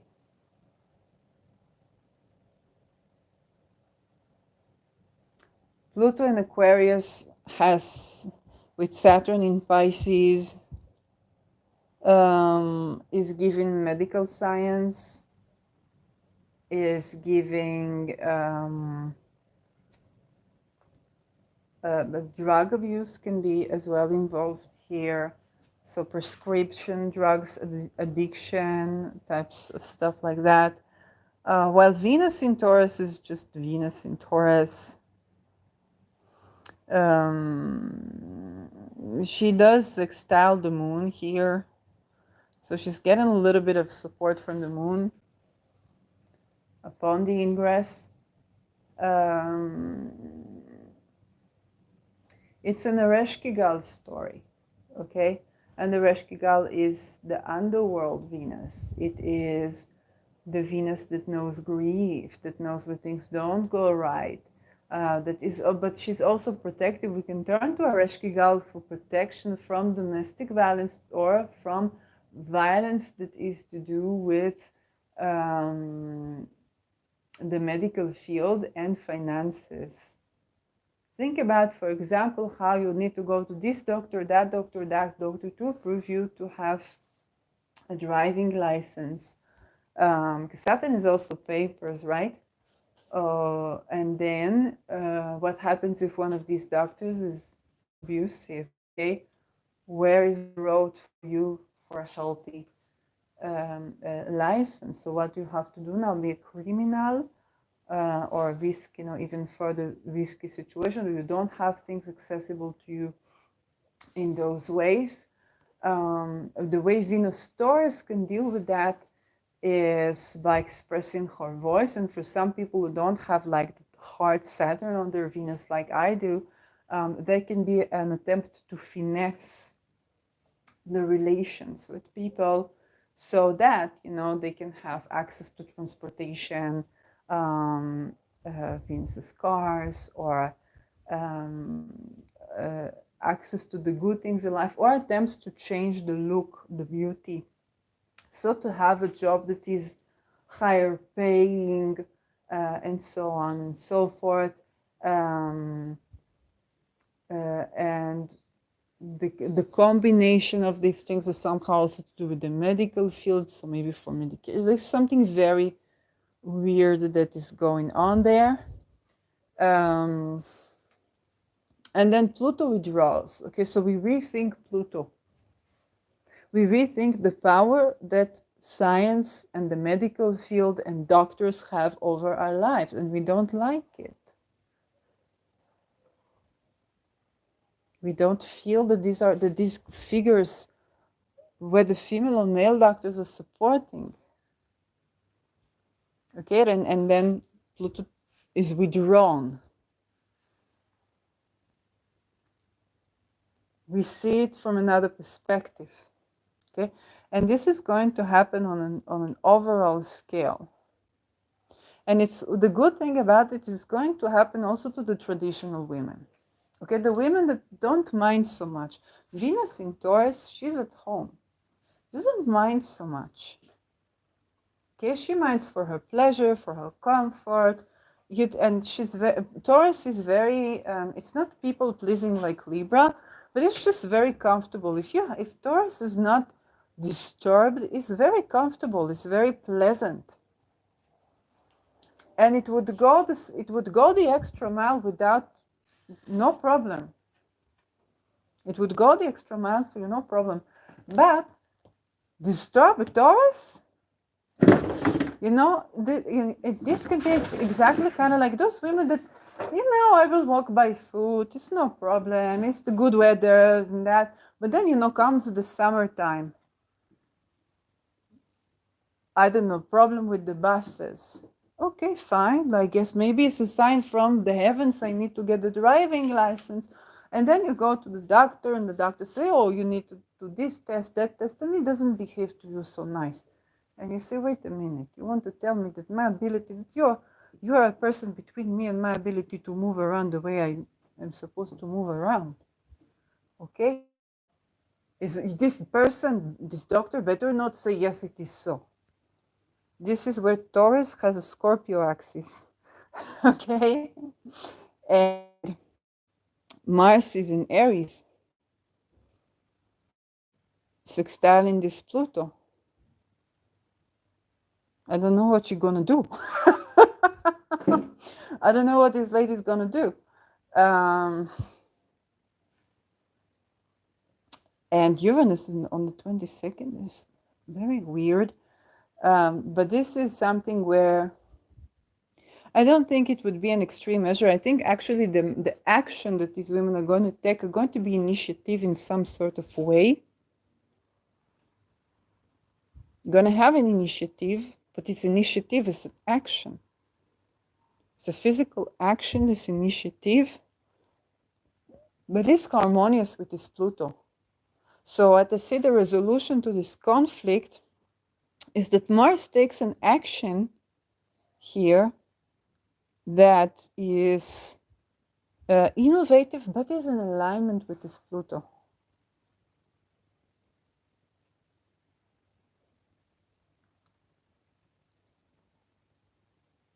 Mars doesn't see Venus though. So I'm not sure if it's like those women take those actions. What is going on? Okay? Because the situation is not so good, but there's going to be great awareness to this.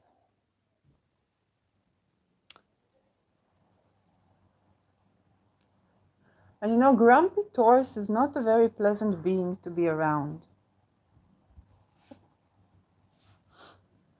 So, fortunately, there's not like big things in Scorpio happening at the time. But I remind you, a grumpy Taurus is not one you want to be around. She's not going to be satisfied from this situation, and she will be becoming unpleasant to be around. This is what it's likely to be. She's not doing anything much, and she's receiving from this moon Pisces support. She's going to be withdrawn, but it's very likely she's going to be withdrawn. What happens with the Taurus? They're just going to withdraw into their own comfort, okay? But if you try to participate in this comfort, well, darling, where is my car? Didn't you go to the doctor? Yeah, he mistreated me. What did he do? The fuck you need to know. Well, maybe I can take you to the... No, you're not taking me anywhere. Until I don't have a car, I don't go anywhere.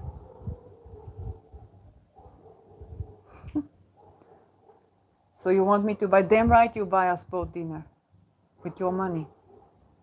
But maybe better put some money aside so I can have a car, I can have a tricycle. Maybe we need to pay hush money. But you better put some money because many women are going to need to pay this hush money and they're going to get this driving license. Because if doctors are mistreating them, if we need to pay and it's somebody to hush kill them. Okay? This is very much a grumpy Taurus. grumpy. Taurus is not an animal you want to be around. But Taurus usually doesn't have a reason to be grumpy. And so this Pluto needs to be, and this Pluto will be having the scoping mechanism. So with Pluto, like the power is questioned because of some reason, and the way that they cope with this is at odds with the value of this Venus Taurus.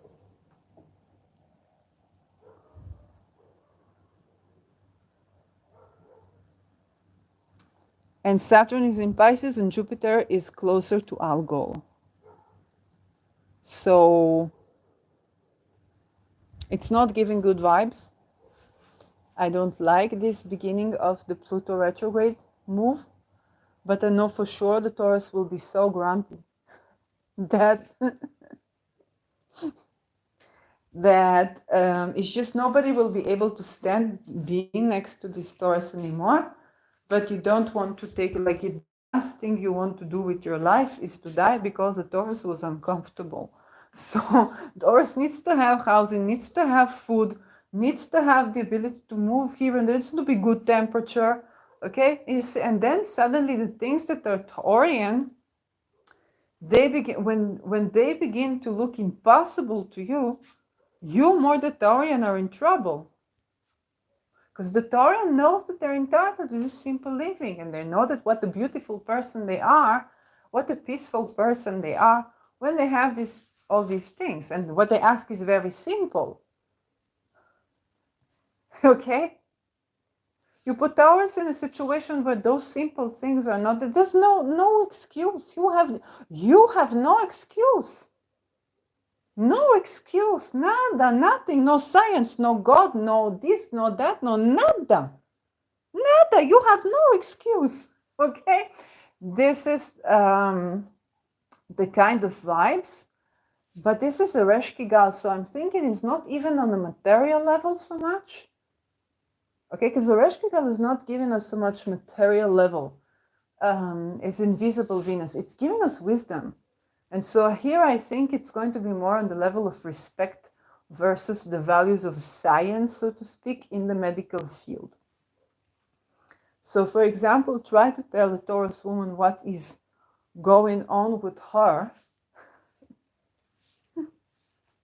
Okay?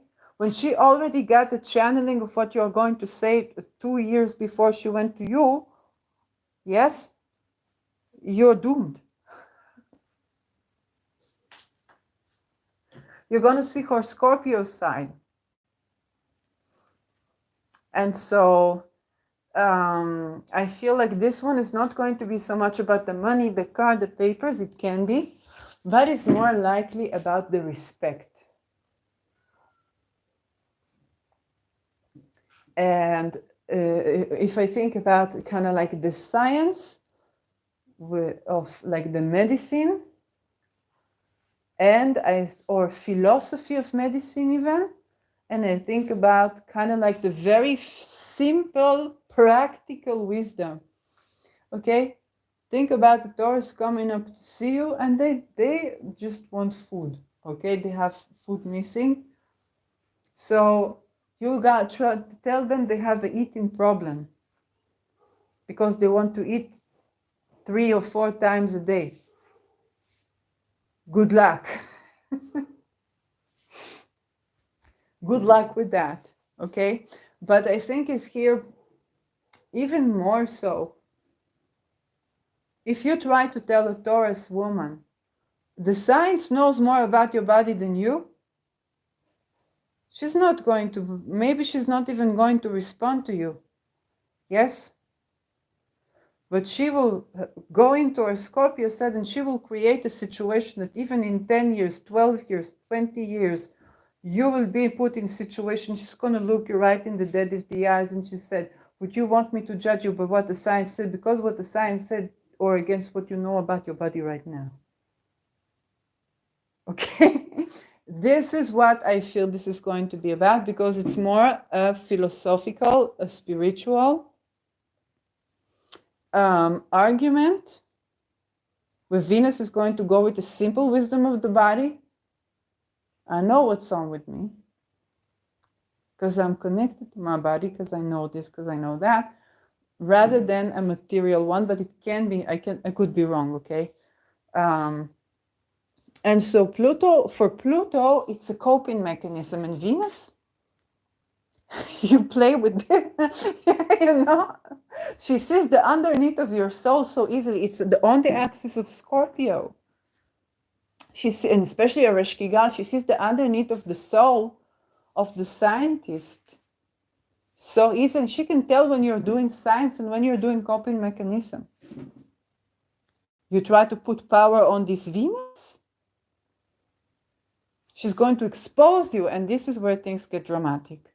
And so this Pluto retrograde is going to be a little bit dramatic, but Mars in Aries is going to be supportive of it. And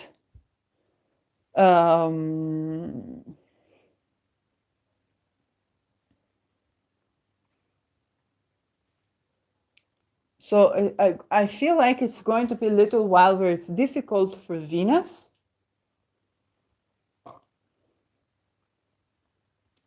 In this Venus season.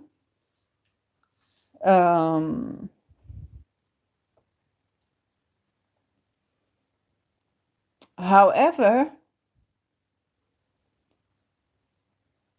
as Pluto retrograde is going to go into Capricorn again, okay, it's not going to trine Venus or anything like that. But what it is going to trine is the planets going through kind of the end phase of Taurus. So it's still until September that it's in Aquarius. And here it's going to be we're going to be dealing with those, how do you say it, gassy doctors that instead of learning how to communicate with someone, they're going into science knows more of this, science more is a coping mechanism for them, but they're still gassy doctors that are setting themselves up for something not pleasant.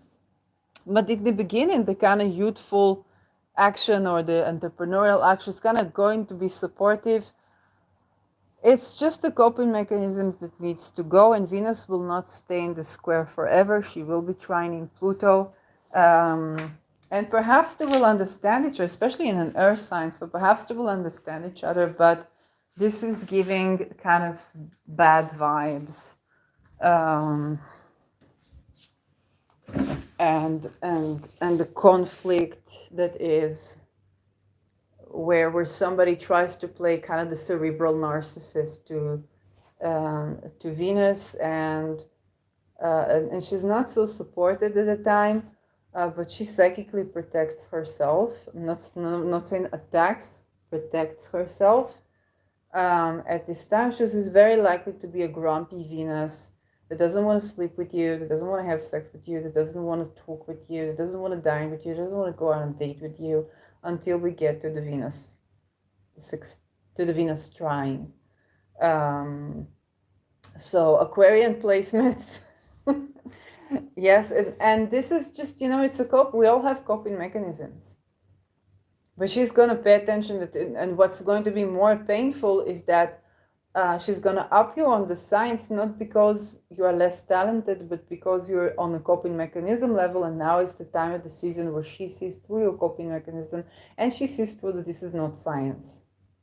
And it's also meeting her in such a dreadful position where she's not even going to hide it anymore. So beware. But she will go to the trine. She doesn't stay square forever, and things will be more rosy from that time. And again, an air sign is more, because it's a fixed air sign, this is where the problems can appear, because it's going to dredge up some trauma for some time. She won't be able to trust you. That's what's up. But other than that, it's eventually the gassy doctors will have to poof out, or pop the balloon, and come back to reality, and and just, and this is something that happens to us all in equal distribution. you know I mean, I think Freud had a Pluto in Venus sign, and he wouldn't give like a blowjob to a woman, or do like oral sex to a vagina. And it's we laugh at it until today. You hear people saying, "I'm not going to take my psychology for a person who wouldn't go down on a woman, or go down on a person with vagina." Uh, like we still meet that. There was a coping mechanism for some reason, and it's still a joke today. So now it's Aquarius. It's just it's an equal distribution. I have Pluto in Scorpio. I'm trying to thinking about what's my, and it's actually Pluto squaring. So what's my satire?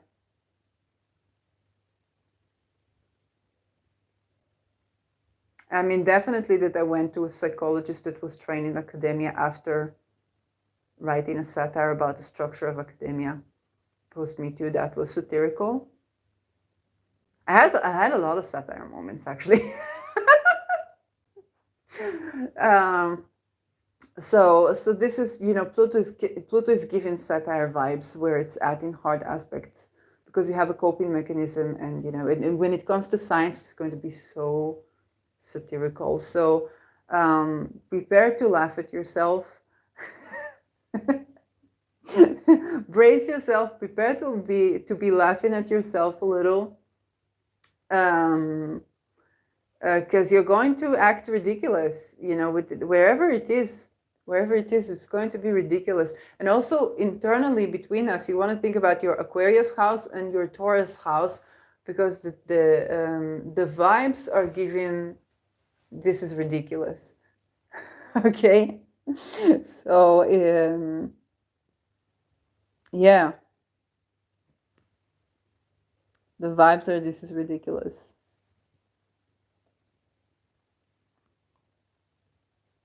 So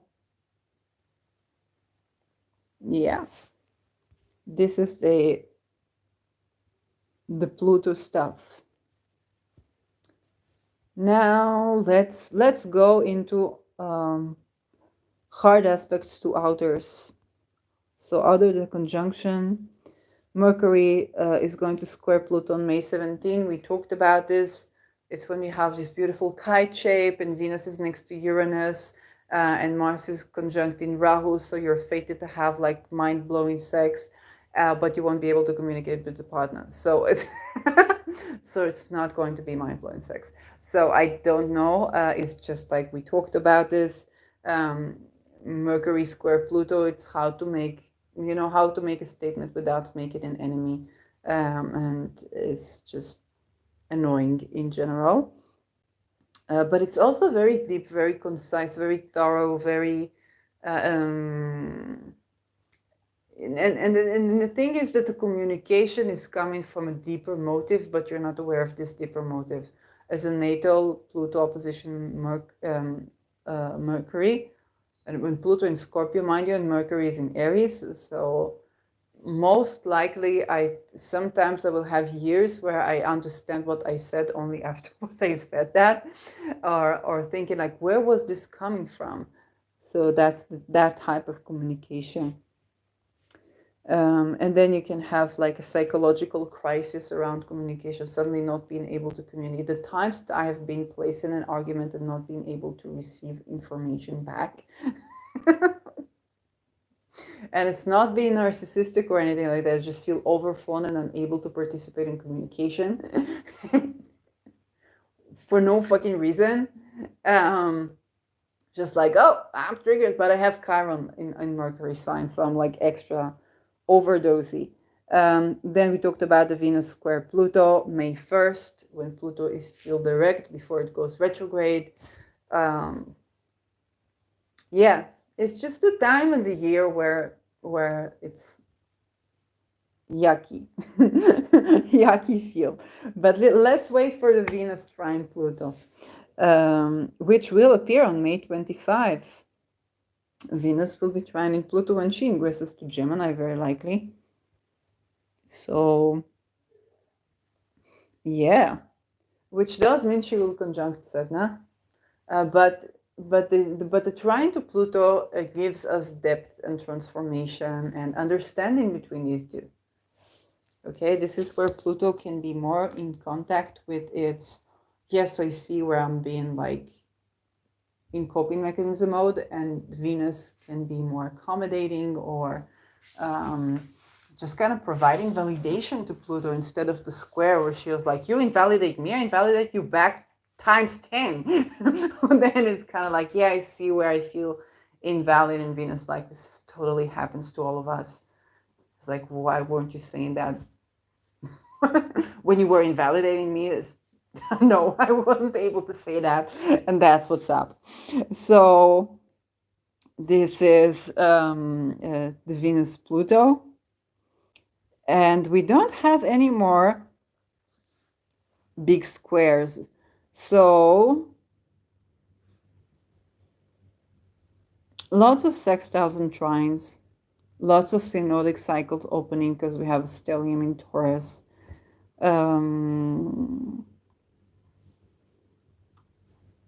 Let's see, lunar days, so benefic days. The moon ingresses into Pisces May 2nd. Then it goes into Aries, which it will conjunct Mars. Nope. May 7th, it will be in Taurus. And so, yeah. Moon in Taurus is beginning with square to Pluto. But if we go just another day where we'll have the new moon in Taurus, is getting better after that.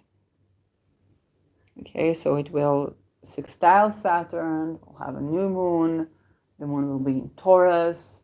I told you it's still, the vibes are still heavy, but also light. It's both.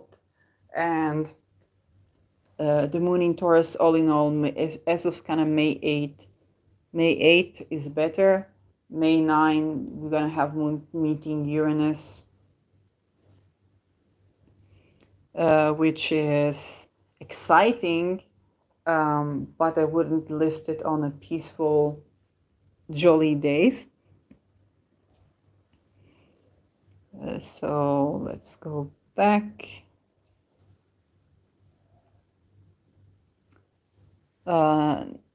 Rulership of the moon is in Cancer, so let's take a look. May 11th, the moon ingresses into Cancer, where it will square Neptune. So we will go a little bit farther.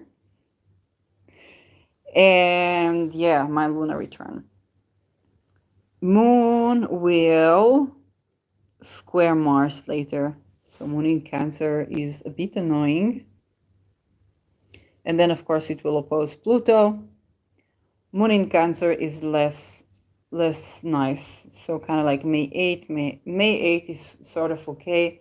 May 9th is kind of like okay for those who like Uranus. You're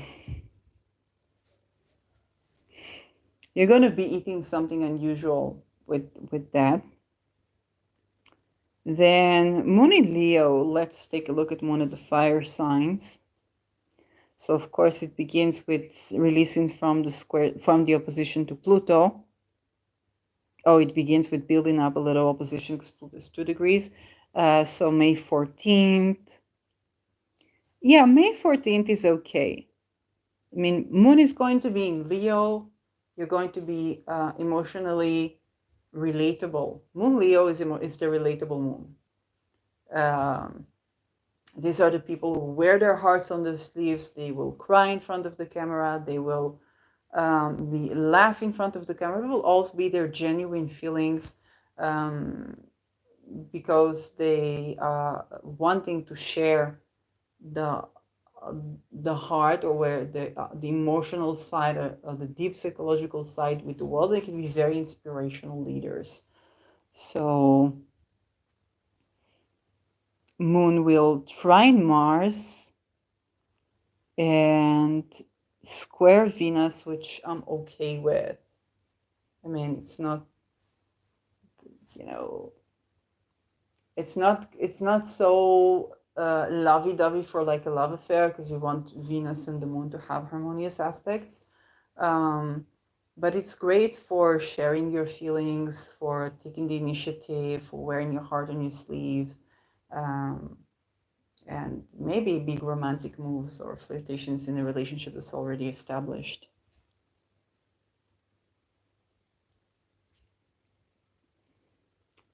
So next up,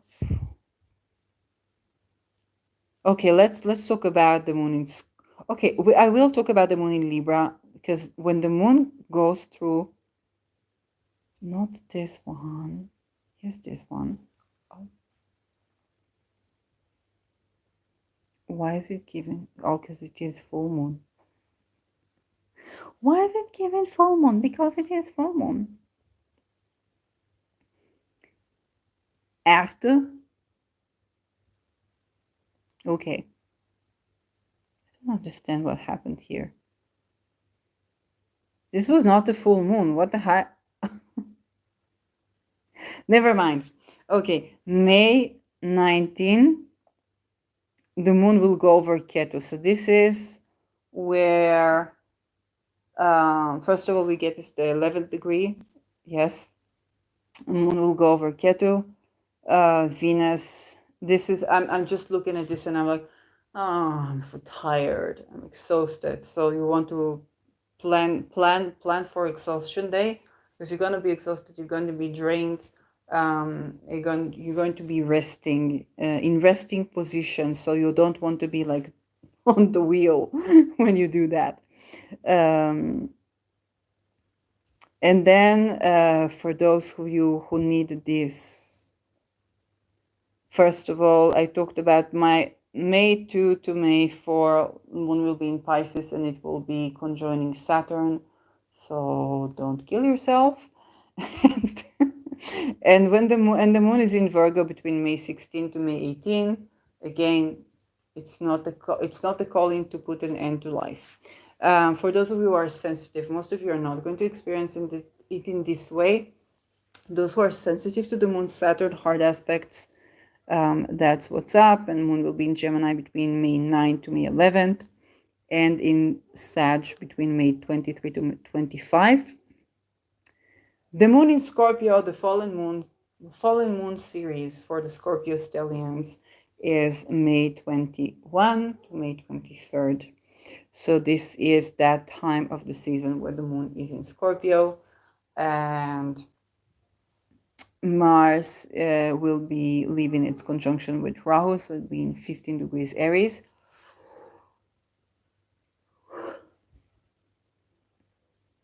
The moon begins with opposition.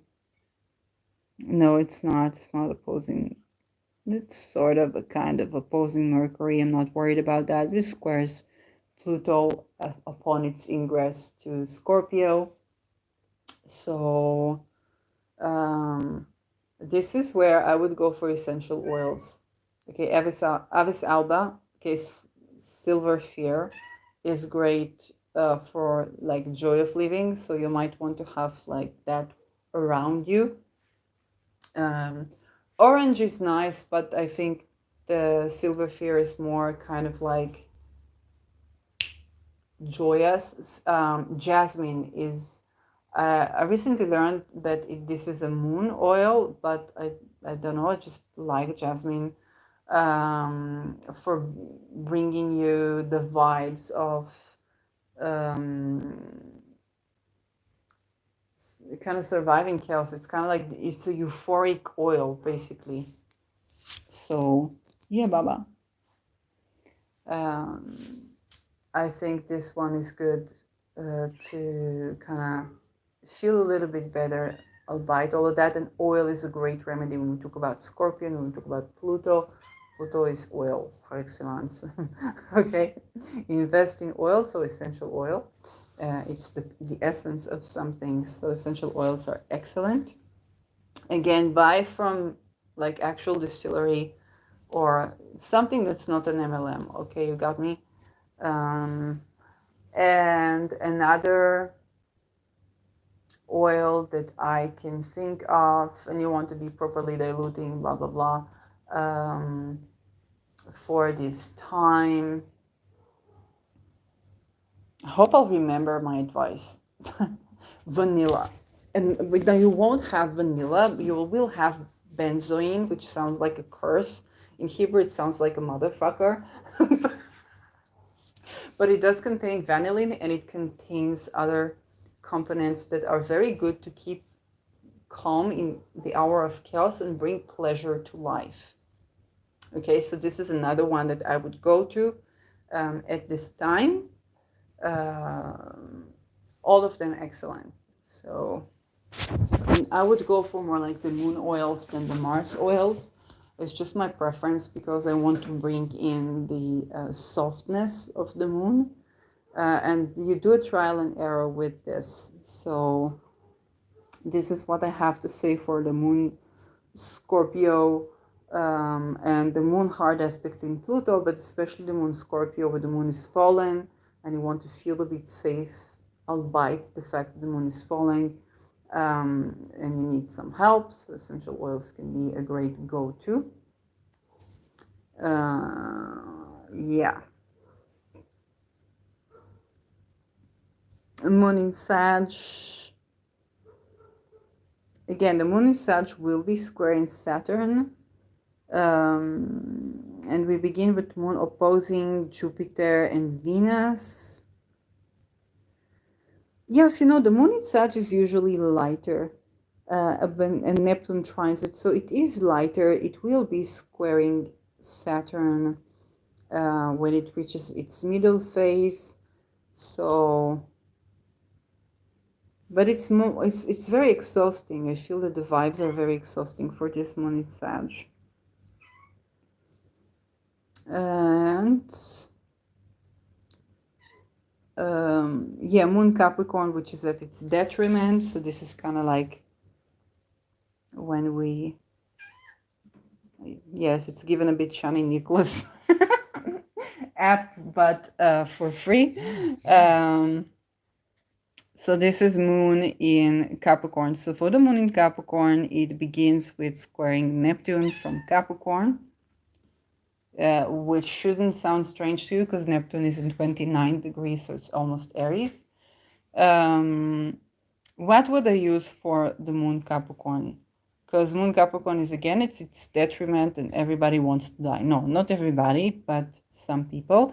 It will be sextile in Saturn. And so Saturn does rule herbs, and Saturn is in Pisces, so I would use tinctures for this one.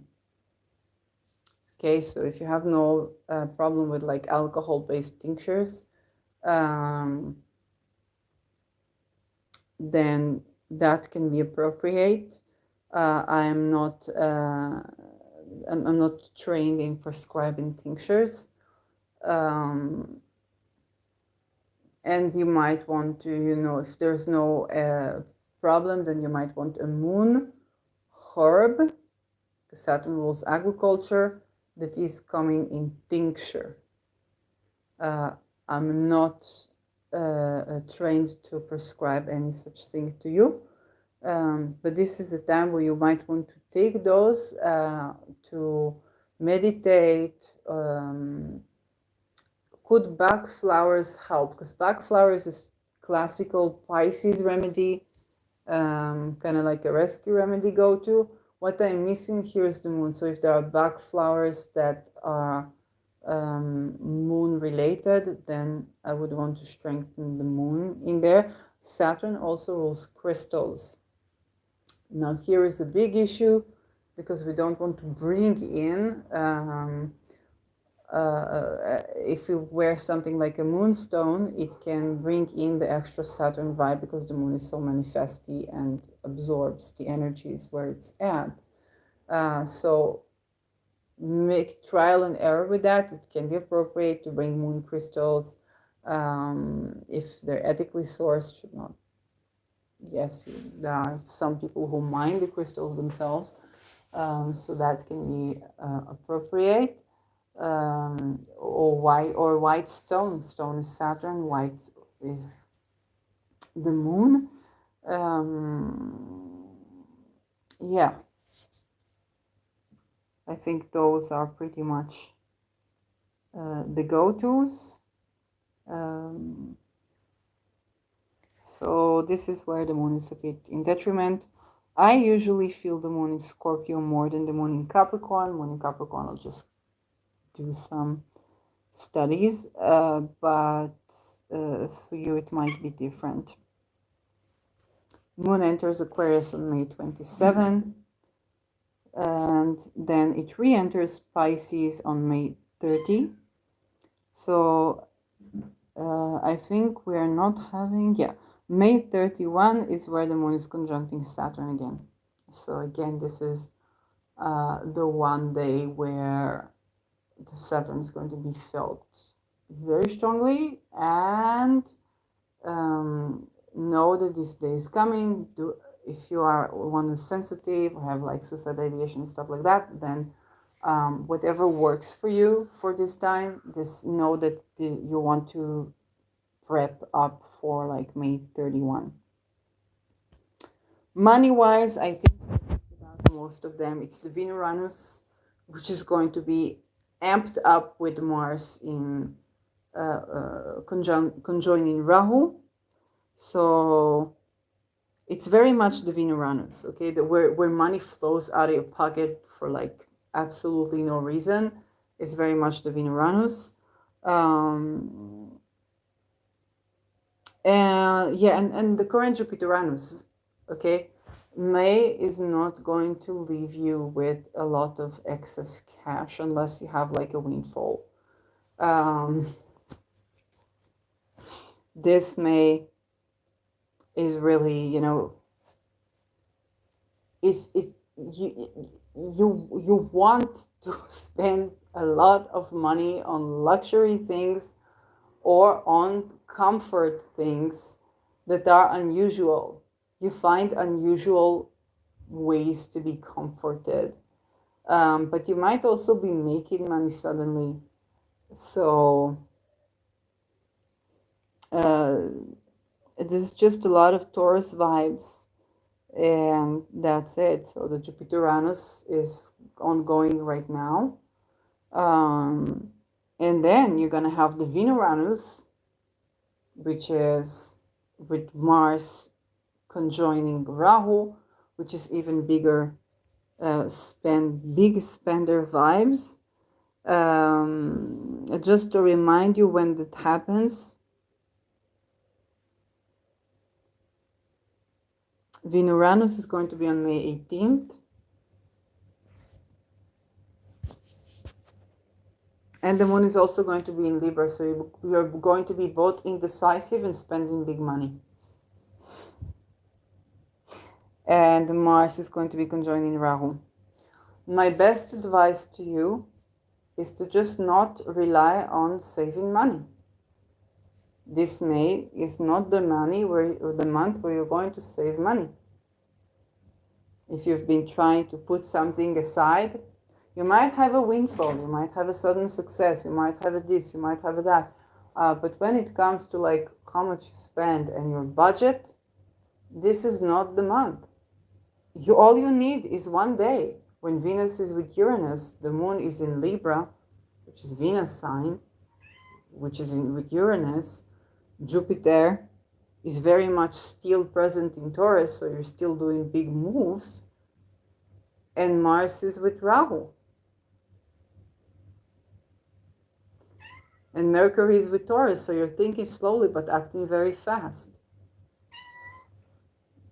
Okay? All you need is one day.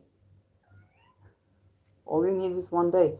Do not fool yourself to think that you're not going to be spending this money. Just say, it's going to be May 18th, and I'm going to be done with the cash that I have in my pocket. Okay?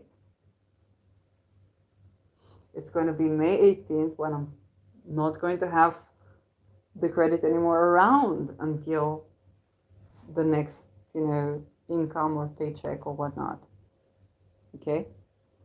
Just manage this thought. Hold this thought. Um, let's do a little meditation of acceptance. I want you to all think about when is the next paycheck after May 18th. And I want you to understand that between May 18th and May 19th, if you're very lucky, until that day, you have no money. Prepare ahead. Buy the food that you need now.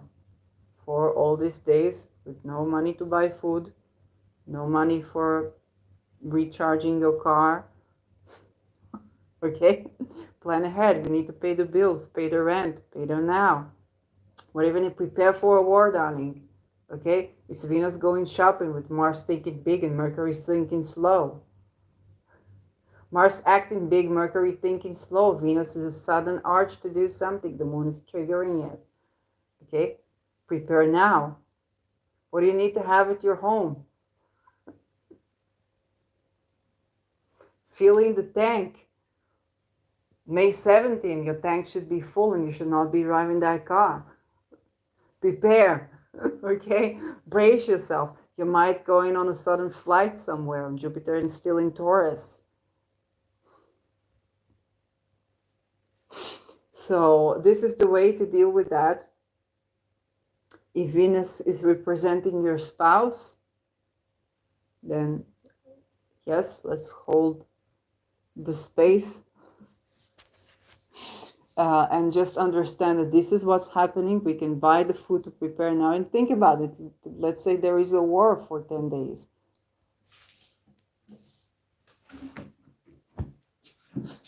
Okay?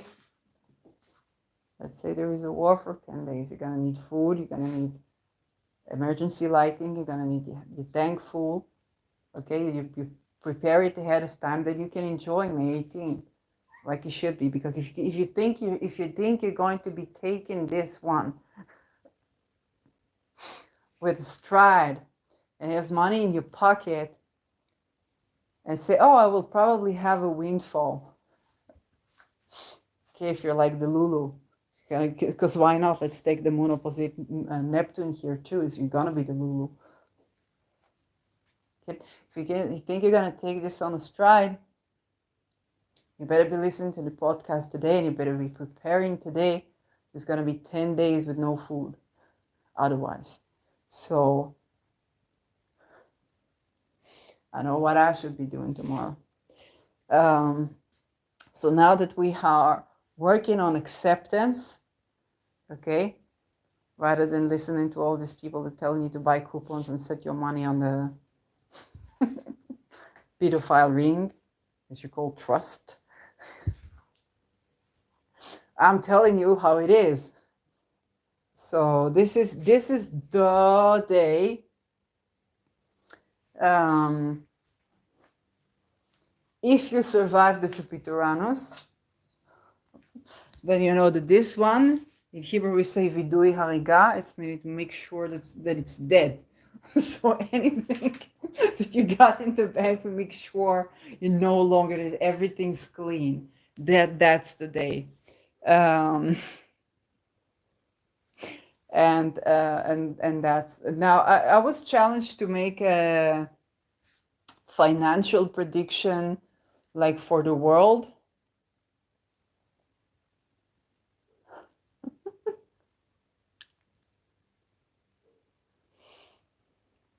I don't know how to tackle this. That's it.